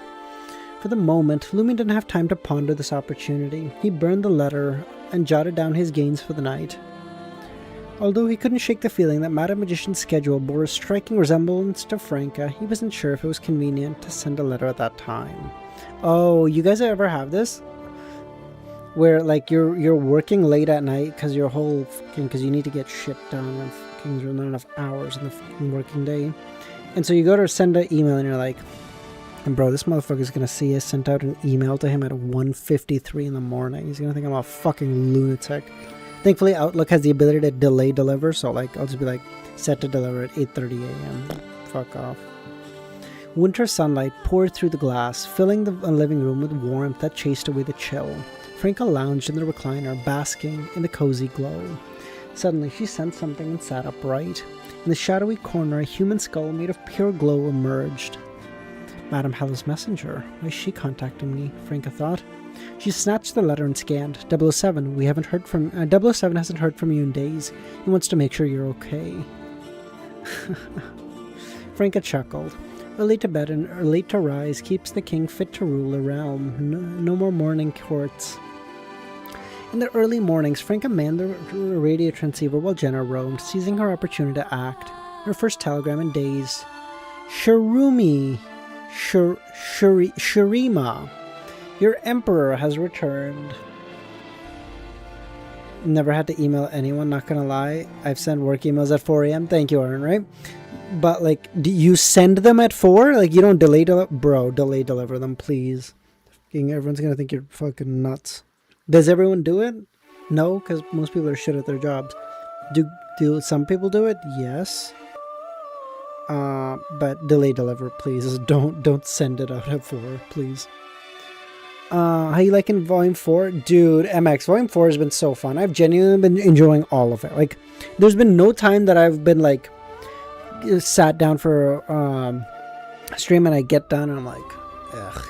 And I get done, I'm like, wow, that was fun. I can't wait to read more tomorrow. Hidden Blade, where have you been? 007 replied. Late nights breed ill health. Have you no loved ones? Don't bring up such topics. Hidden Blade, have you mastered the assassination arts? Sundering heart and soul? Protests arose from the other members. At length, 007's message arrived. I have the intel on the last incident. Let's meet. The higher-ups also approved the item swap for the story you proposed. That took a fucking while, Franca thought. After all, understanding that humanoid artifact's tale was Lumen's curiosity, not hers. Bureaucracy inertia, unavoidable for delays. Tell me about it, another member said. Whether public or secret, they're all bound by red tape. She jotted down the 2 tasks before performing a ritual to summon Lumen's messenger. Penitent Baneful. Southern Continent. Lumen was just about to head to Hisoka's house for a nap when his messenger materialized. Upon taking the note, Lumen noticed the Penitent didn't immediately depart, as usual, instead lingering.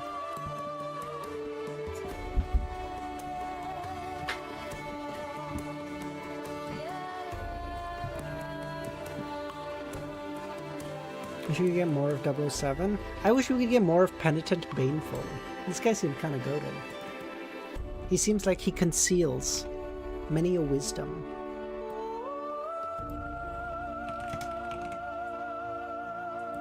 I'm gonna lose weight sweating.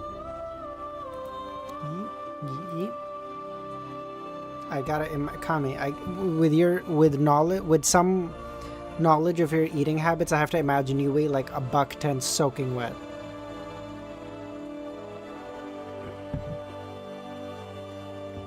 Lumen had rarely seen Penitent act so abnormally as he asked, what have you discovered? The night conceals the flowing sin, Baneful replied, and then stepped into the void and vanished. What the fuck does that even mean? Emphasizing the night allows entry into the special dream? What does flowing sin mean? Can't you just talk normally? What the fuck? Nah, I'm way overweight. There's no fucking... Kami, you tell me you're like, you didn't stream. Dara didn't either. I haven't eaten in 2 days. There's no fucking way. What? Even if you do 0 fucking exercise, even if the extent of your exercise is like getting up from bed and then going to your fucking desk and then jerking off there for 7 hours and then going back to bed. I know you sleep like 20 hours a day or whatever, but there's no fucking way. What? To be honest, after such a long time, his desire to understand the humanoid sealed artifact's past had significantly diminished. American overweight's a good... Dude, that's a good catch. Not. I don't even think of that. That's a good catch, though. Oh, you guys want to know something funny? So, Canadians are fat, okay? We're, as a country... Listen, most developed countries are pretty fat. It's just true, okay? Whatever. No shade to fat people. Whatever, okay? It's all love. But... even to us, like, you go over to America and you're like, god damn, these are some big fuckers, yo. Like as in, like, if you go to an American restaurant, their medium is our large, which is like fucking what? Because like you go and you're like, hey, can I just get like a something meal? And they go, yeah, medium's fine. I go, yeah, that's fine. And then I get a fucking 3 liters of fucking soda, and I'm like, what the fuck? This is a medium? The fuck? Right? But so I made a joke. We went to the States like 2 months ago. We were going to Target because my sister-in-law really loves Target, so we're just like going there to walk around or whatever. The fucking door to enter the Target, like there's sliding doors, but the door is 6 feet wide or like 5 feet wide. The door's like this big, and I'm like, I look at my brother and I go, they need to have the doors this big to have their average client get in. And then and my brother looks at me, he's like, shut the fuck up, you're gonna get a shot.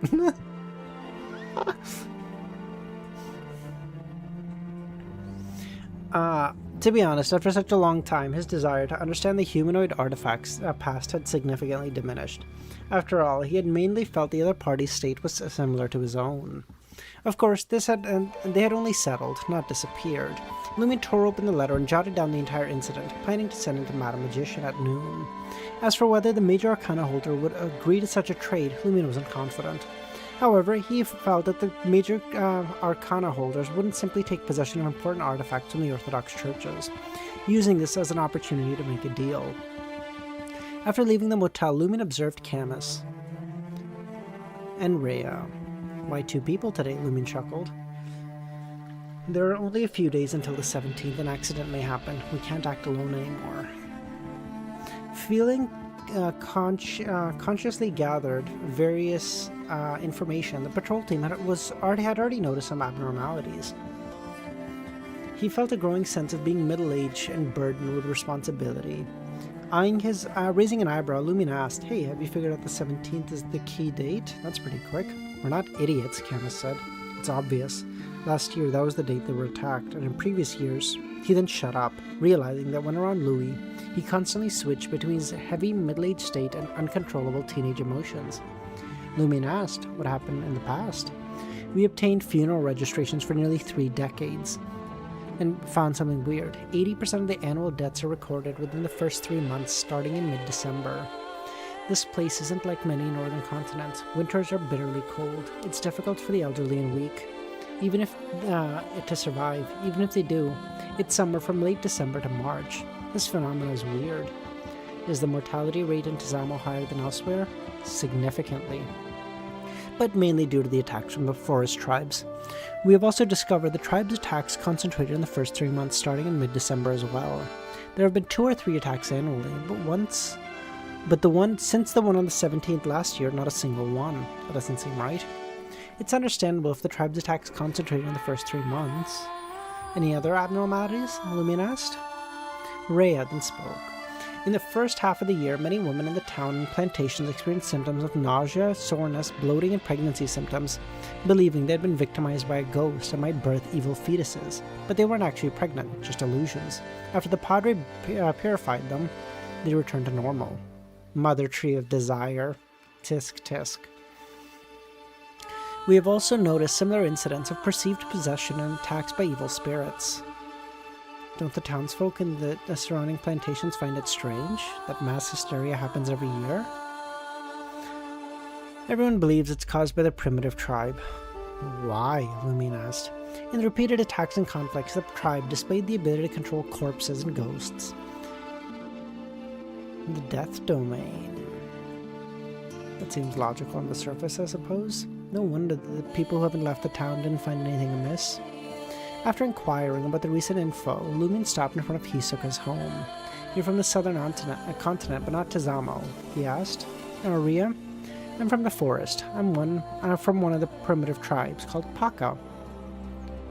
Paka meant wind in Dutanese. "How did you come to Matani?" LEMMiNO asked. "I was sold here." Jesus. A decade ago, my tribe was attacked by the Lone Kingdom. I was captured and sold repeatedly before arriving in the northern state. Later, I found a chance to escape and fled to Port Pylos. I received help from the church and found work. "Do you keep using a bow instead of firearms out of habit?" LEMMiNO asked. "Yes. My tribe excels at archery." "Did you ever go back to take a look?" LEMMiNO asked. "They're all dead," Rhea said. LEMMiNO and Camus retracted their gazes in silence as they climbed.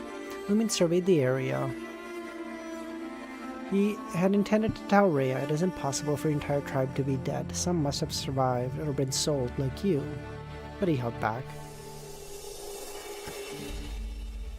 He could tell Rhea had accepted her current life and gained the ability to live better. It seemed inappropriate to encourage her to risk both. The thought of such an endeavor was daunting. With so few clues, it could prove quite dangerous. Even spending a lifetime, one may never accomplish it. Rhea likely realized that some clansmen had survived as well, but chose to stay. Would you like to explore the potential venue for the Dream Festival? Lumin asked. Where? Rhea said. Here? Camus said. Do you come here every night to sleep and access the Dream Festival? Is it a special dream? Clever. Care to experience it? I'll experience it, but Rhea, keep an eye out. I can set some traps, Lumin said. Afterwards, he lit a mosquito-repellent candle. Sleep here, Lumin instructed Camus and Rhea. He had confirmed that sleeping anywhere in Hisoka's house at night allowed him to enter that special dream. Perplexed, Camus and Rhea found seats and leaned against different wooden pillars. After an unknown period of time, Camus woke up. Before him was the night. Louis Berry stood behind the flickering mosquito-repellent candle, playfully remarking, "Welcome to the Dream Festival."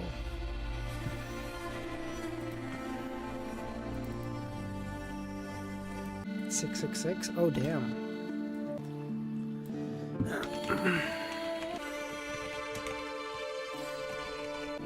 See? This is all Kami's fault, everyone. I want you to know, okay? We should have been done the chapters by now. But Kami kept distracting me this entire stream. If it wasn't for him, we'd be done reading by now. Did you guys want me to stream this? I don't know. Camus's nerves tensed as he propped himself up, realizing he was still on the second floor of Tupi's house. Rhea woke up in a daze as well. Are you joking? Tupi asked. Or Camus asked. What kind of dream is this? This feels like normal awakening. Listen to the forest, Lumin said. They both listened, realizing that everything was eerily silent. What? Both raised in the primitive forest and having lived in Tazamo for nearly a year, Rhea knew that the forest wouldn't be so silent. Look here again, Lumin said, pointing at the candle. They realized that the mosquito corpses were gone. Of course, you can also believe that I woke up early, cleaned up the environment, and safely affected your hearing. I'm inclined to believe you, but I need to confirm, Camus said. Indeed, Rhea chimed in. Lumin looked at them and nodded, concluding, I can now determine the reason I remain conscious in this dream stems from a hidden power in Hisoka's home. Not any special trait of mine. Yeah, you are not a blessed of Evernight, bitch. You're not that guy. He had invited Camus and Rhea to slumber in Hisoka's home, not merely to share info, but to gather ideas too. Over the past few days, Lumin concluded numerous trials, grasping the dream's nuanced patterns. With hands tucked nonchalantly, he trailed behind Camus and Rhea, who hurried down. After departing Tupi's house, they rushed to the nearest townsperson's abode. After realizing they had all vanished, Rhea swiftly ascended to the second floor. Camus opened his mouth as if to dissuade her, but remained silent. Observing this, Lumin nodded. A beyonder of the Arbiter pathway will maintain the current order, unwilling to disrupt it. Rhea knocked on the door. She and Camus scoured each room, but it seemed as though the residents had evaporated. Then the pair made their way to the local police station. No one was there to be found. I now believe this is a dream, Camus said. Yet I'm so utterly awake that it defies the very notion of dream. When I ran down the street and searched these rooms, it feels a little familiar, Rhea said. Familiar? I think I've had a similar dream. In my dream, it was just as dark and quiet. The streets were empty and I was alone. Was it a mere fragment or a complete dream, Lumin asked.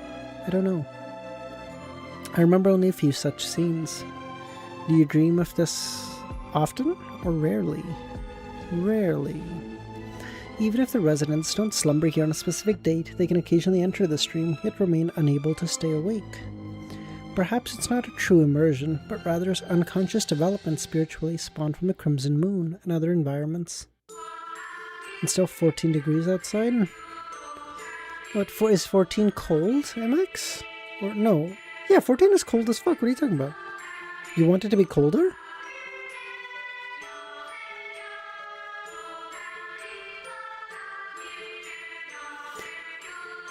Yeah, 14C is cold. What are you talking about? Even, like, 14C is, like, thin jacket weather. What are you talking about? You want it to be colder?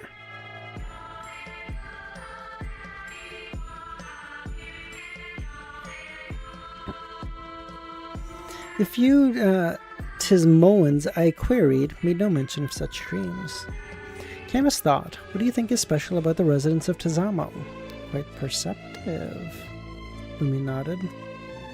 Nothing special, it's just that they're obedient, Rhea said. They're very polite, gentle, stable, and obedient. Even when angered, they calm down quickly. When trouble arises, they tend to let authorities handle it. This is all things that Lumion had heard. Their only issue is a lack of enthusiasm. It's not that politeness masks an underlying coldness or hatred, they're simply unenthusiastic. Upon hearing this, Lumion recalled the interactions he had had. Apart from some gentlemen and ladies from the northern continent, everyone else was calm.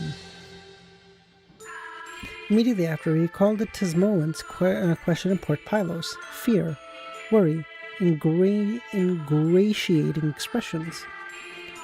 Clearly different people.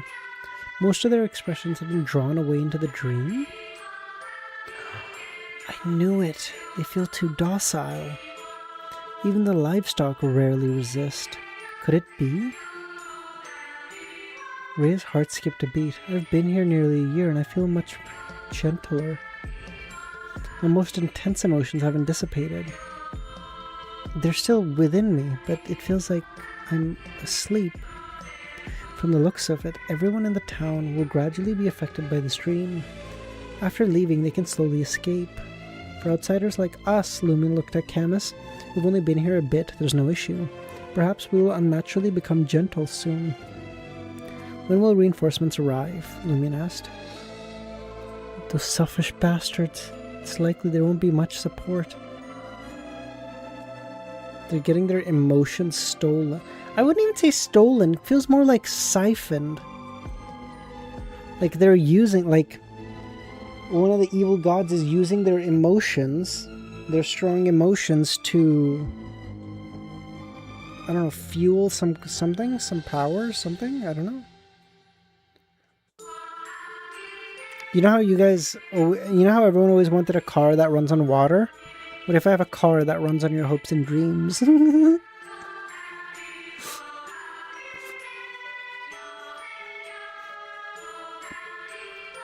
The Admiral said they already have a Beyonder team here in an army. Only the Captain expressed backing patrol team.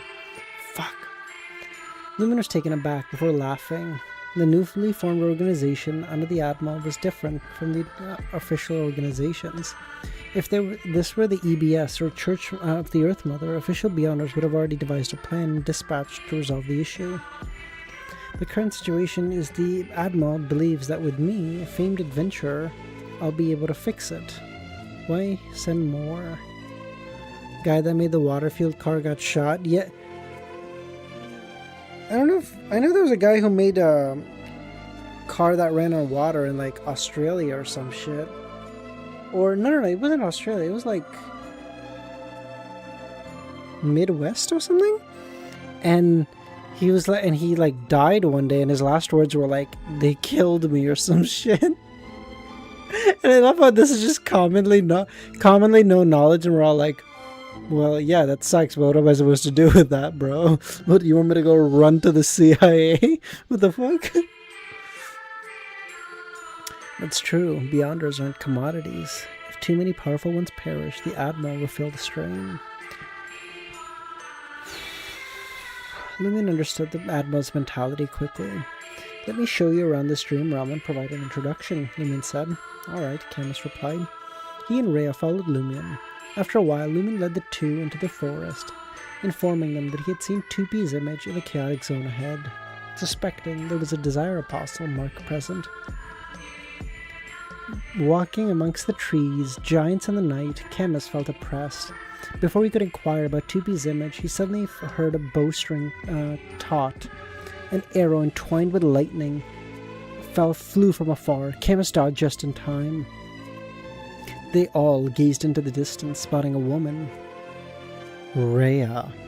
It was Rhea.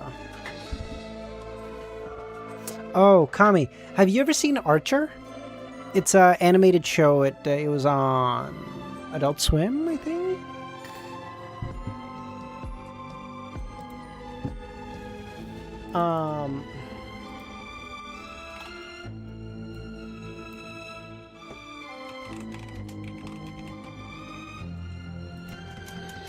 There was a episode they did on, like, basically one of the main characters' dads is like a physicist or a chemist or some chemist probably, and he discovers how to make like oil from, or like fuel, like for cars from like fucking something, okay, like algae or some shit. And the CIA comes to him and they say like, hey, listen, we will pay you. You see this sum? We'll pay you this. And the guy goes, that's way too little. And he goes, that will pay you monthly. And the guy goes, holy shit. And he goes, but why? Why would you do this? Why would you not want the world to have like cheaper, better oil, fuel? And he goes, and I thought this was so clever. I know I was like 15 when I watched it, but I was like, this might actually make sense. And the guy goes, you know how much of a shit show the Middle East is? Imagine what happens down there when no one wants their fucking oil. When the only thing that gives them money in this entire fucking universe, no one wants anymore. What do you think happens? And it was like, that actually kind of makes sense though. Because the entire Middle East is like engulfed in war, and the only thing that gives them some peace is like, hey, listen, we'll keep buying your oil, but you guys need to like calm the fuck down a little bit, okay? Like less missiles. And then it's like, you take that away and it's like, what is there but just infinite conquering that entire region? You're like, damn, I'm not saying that's the reason, but if that was the reason, I would understand. Does that make any sense? There's a guy, I knew a guy that only spoke with Archer Gibbs. What the fuck is even that?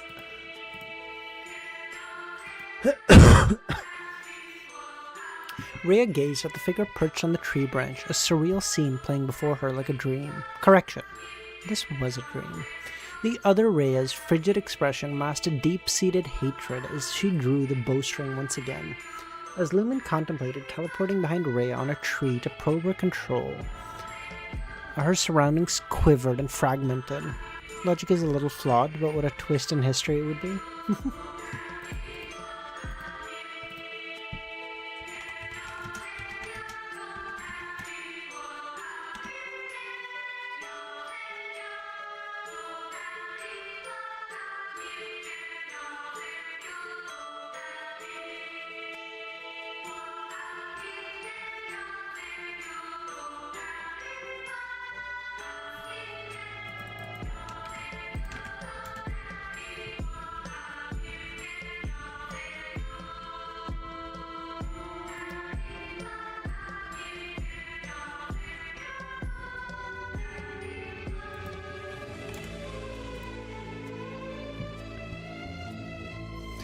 As Lumen contemplated teleporting behind Rhea to probe her control in this eerily realistic dream and question her, his surroundings quivered and fragmented. The scenes overlapped and shattered.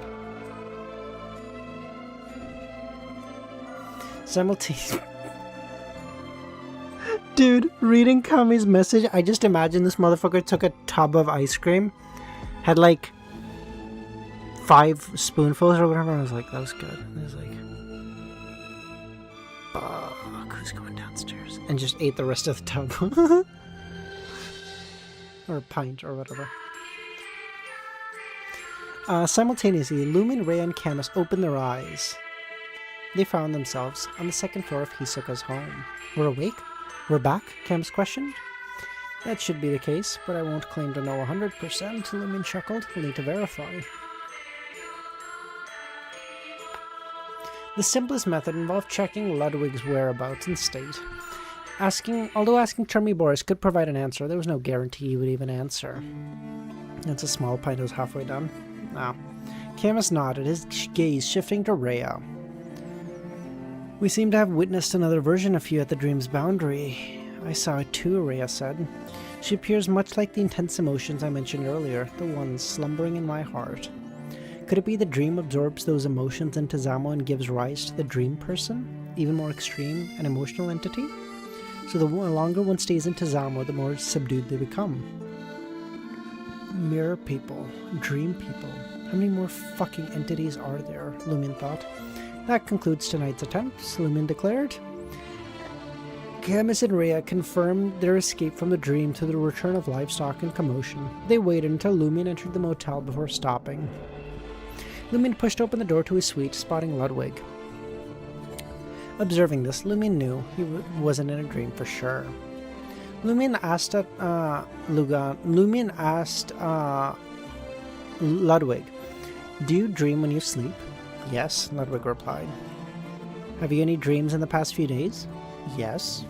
"What dreams did you have?" "Eat, eat, eat." Yeah, that fucking sounds right. What dreams did you have? Lumin turned to Lugano. All kinds of dreams, Lugano said. Perhaps it's been too long since I went out alone. I didn't have a chance to release my pent-up emotions. I'd dream of women and such things, only to realize something was wrong. Either the target became a monster, or the initially alluring woman was captured in tree whites and mushrooms or something. According to psychology taught by Anthony, your pent-up desires and fears of dangers are a mix of unresolved factors, Lumin thought. You can explore the bar alone, find a local lady, or mingle with the ladies at your pleasure. As long as you ensure food for Ludwig, he'll manage on his own. Lugano's heart raced. Of course, I can't guarantee those ladies won't become monsters. Lugano couldn't help but shudder. He glanced at Ludwig, finding comfort in staying by the boy's side. In the shadows, diagonally opposite the motel, Rhea observed. Since there won't be any new reinforcements and only from the Admiral, and only the Captain will come, why didn't you leave to Zamo directly? Why stay here? Camus scratched his hair, smiling. As you know, my previous sequence was a public security officer.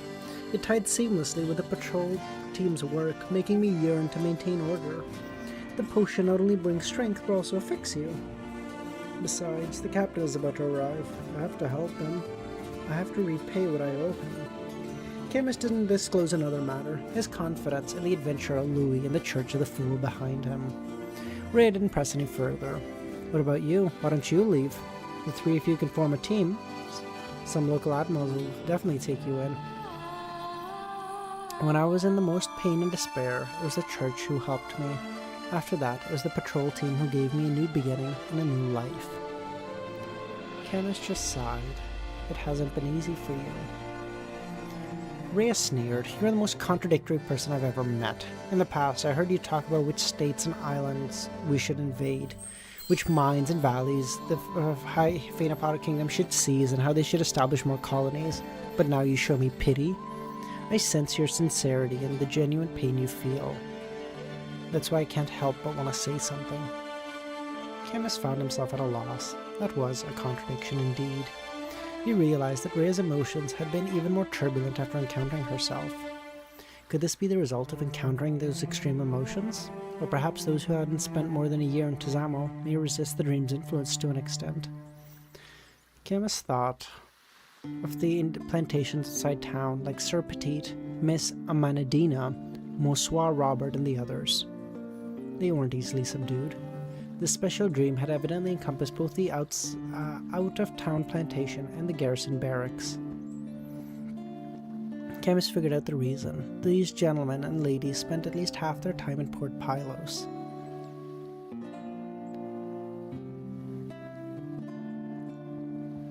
Was a fraudster and his car did in fact not run purely on water? Yeah. Plus, my favorite is like there's a guy. There's like a kid. He's like a 17 or 18-year-old.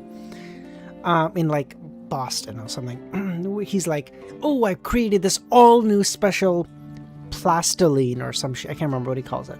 But it's like he's like, I can take plastic and convert it back into oil. And everyone online is like, oh my god, you know, the CIA's coming. Like, oh my god, watch out, kid, whatever. And it's like, Are you all so fucking stupid you don't realize how plastic is made? Yeah, no shit, idiot.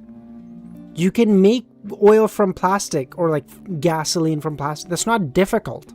It's just dirty and energy consuming and way more expensive than just digging up oil. What the fuck are you talking about? But everyone's like, oh my god, the CIA is gonna get... It's like, no, bro. This is not some newfound knowledge. This is known. We can do this. We just don't because it sucks. At noon the next day, LEMMiNO received a letter from Madam Magician. Did EBS Church present the price, or was it your offer? Can a grade 1 artifact be exchanged for such trifles? If I didn't know the kind of person you are, I would suspect you concealed more than half of the offer. In addition to the information related to this artifact, ensure the church provides an additional £50,000 worth of gold at the highest exchange rate in the past 3 months. Don't worry, gold is the last thing they need. £50,000? That's 1.2 million Vril d'Or. Why does she need so much gold? Recalling the importance, the armored shadows need to reconstruct its golden body and the widespread use of gold in the death-related domains, LEMMiNO realized.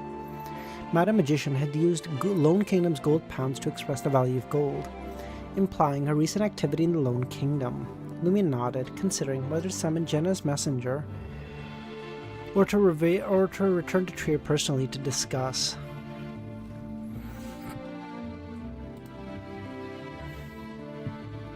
Yeah, I love how Force is like, if I didn't know that you're kind of an idiot, I would think you're trying to fucking scam me, bro. Because this is dog shit. I want £50,000. What is £50,000 to sequence 2? Nothing. I could, especially a sequence 2 of the what do you call it? The door pathway. She could just open a door to a bank vault and get 50,000 fucking pounds like this. She could just teleport into a bank vault, make up illusory door on like a fucking safety deposit box or whatever of like the richest person there and be like, done. You understand? The concept of a door doesn't even exist to her. Like, or sorry, no. The concept of a barrier doesn't exist to her. Like, what are we talking? Why does she even need the money? Why even ask?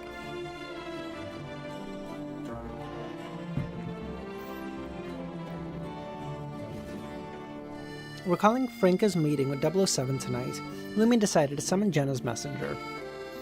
After jotting down Madam Magician's request and folding it, LEMMiNO set up a ritual, allowing the Rabbit of Knowledge to emerge. Oh, I can't wait to see the Rabbit of Knowledge. He's just going to be Gehrman, full-sized.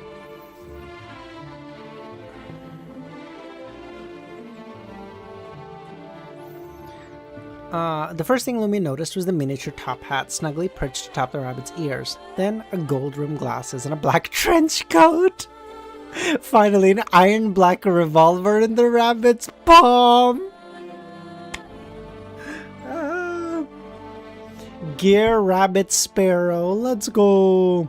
The revolver gleamed with a metallic luster, its barrel unusually thick and its cylinder unusually large, standing in contrast to the illusory appearance of the top hat.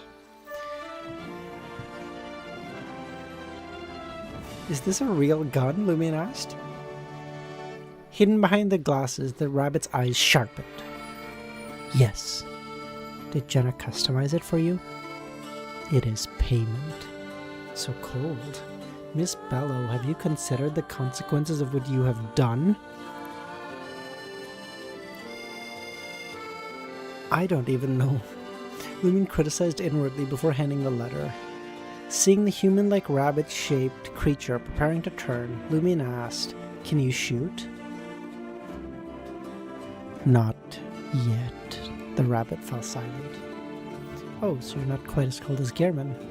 Jenna and I are friends. I'll help her pay the postage fee this time. Do you wish to learn shooting? It involves knowledge and guidance. Sure thing, the rabbit smiled. There's no... LEMMiNO, what are you doing? No! No! Why? What are we doing?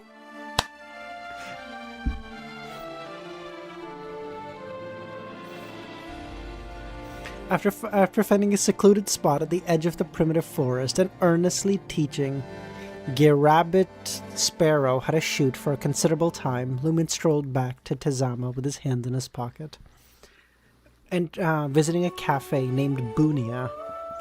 Bro, can you imagine? Can you imagine this shit?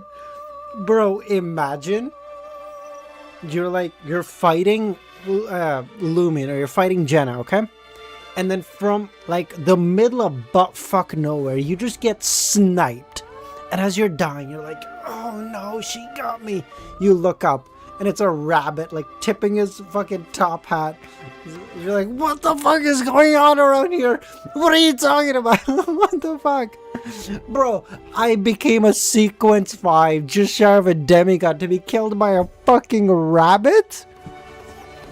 The rabbit teleports over and goes, the fool sends his regards. And you're just like, fuck this shit, bro. This entire fucking universe is cringe as fuck. The cafe bore the name Bunia after its owner, a man by the same name. He was under the age of 30, having once served as a waiter and apprentice at the cafe in Port Pylos. Bunia, recalling the lack of proper cafe in Tizamo town. Dude, I need to... Oh my god. Hold on. I need to...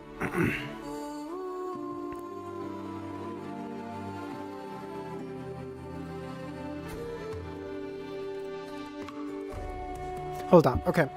I'm putting this in the chat. This is gonna be a short. I have to make this short. I'm just gonna make a short saying like, oh, so you've been procrastinating reading Circle of Inevitability. I understand. No problem. Let me give you the most convincing fucking reason to ever read it. I will read you the description of one character. If after this you decide that you still wish to put off COI, you'll hear no more from me. And then just read off the description of the fucking rabbit. What are we talking about? Who's gonna hear that and go, I don't want to read it? Are you bro, show me this rabbit. What? Lumin, weaving through the tables and chairs, arrived at the kitchen counter. Do you offer Fermo coffee?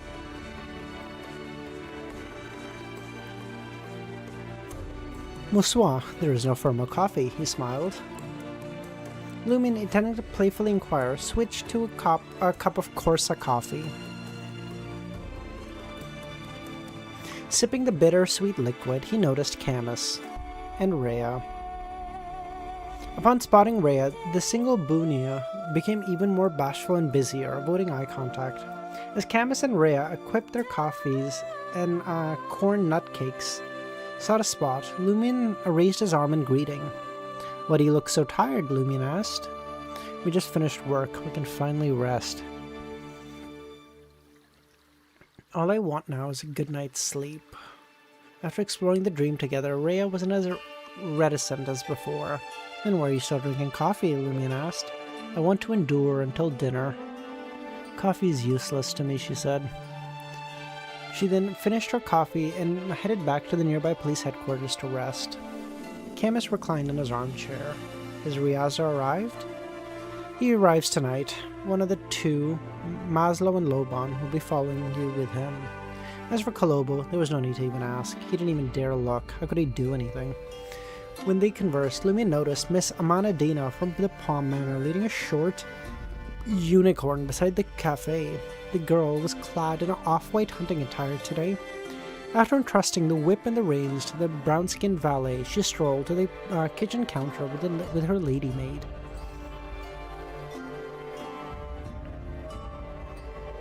Along the way, she cheerfully greeted the patrons in the cafe.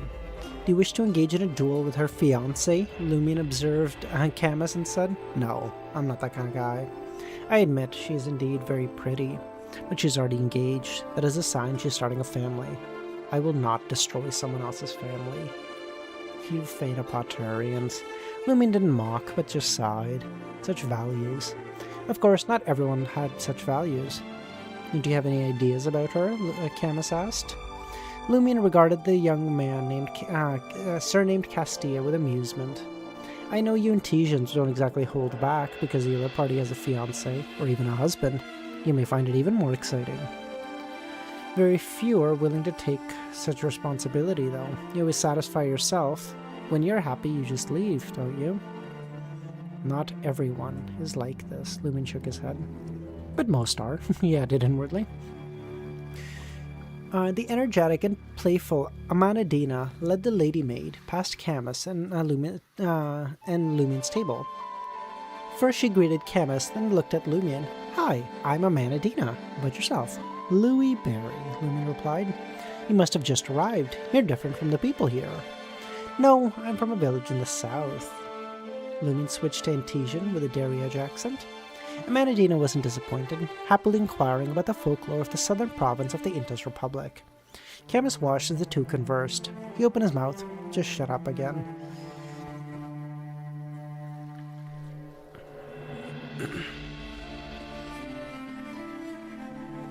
Oh yeah, Kami, I have read this. Yeah, I've read this before, yeah. Trier Quartier de la Cathédrale Commémorative. Jenna was curled up on the sofa, engrossed in a novel. Suddenly, Rabbit Chazell. That's not his name. What the fuck? I'm so sorry. I misspoke that altogether. Gear Rabbit Sparrow appeared in front of her and handed her a letter. Earnestly observing the bizarre yet adorable rabbit-shaped creature, Jenna opened the letter and asked, Do you wish to select your payment or shall I choose one for you? Lumion Lee has settled a payment on your behalf. Gear Rabbit Sparrow said in a deep yet sincere voice. What has he paid? Jenna asked. He imparted the shooting-related knowledge to me and guided me through the initial stages of my practice. Gear Rabbit Sparrow raised the special revolver in his hand, aiming it briefly and lowering it. What? Lumion, what have you done? But the deed was done, and she was powerless to reverse it. As she thought, Jenna just smiled. The next payment will be for a genuine underarm holster. After that, the custom-made bullets with special effects. How was that? Gear Rabbit Sparrow's eyes sparkled. Yes! In Tizamo town, night had already fallen, and the darkness shrouded the area. Lumion stood at Hisoka's home, glancing at the vice-captain of the Port Pylos patrol team, Ryaza, and the local patrol team leader, Maslow. Watch out for any accidents, he said. Alright, it wasn't the first time Maslow had accompanied Louis, the great adventurer. He knew his style. Dressed in a sleek, formal suit, Ryaza remained silent, signaling there was no issue. Lumion retrieved his mystery-applying glasses. Tonight, his first task was to use this item to observe Hisoka's home, hoping to unveil the source of the abnormality. After confirming his condition, Lumion placed the glasses on his nose, a wave of dizziness washing over him. He witnessed poisonous insects crawling in the sky, two walls that seemed to dance in circles, and the underwater puddle deep in the soil that seemed to absorb all light. Alright guys, that's it. We're gonna call it there.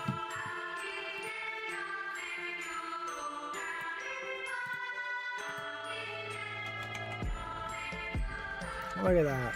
10 chapters, 2 hours on the dot. That's pretty good timing. Reminds me of the one guy from Vinland Saga. Who the fuck is that? There's a lot of guys from Vinland Saga, bro. Thank you, MX. I dare so say it myself. I think that was a pretty good stream, too.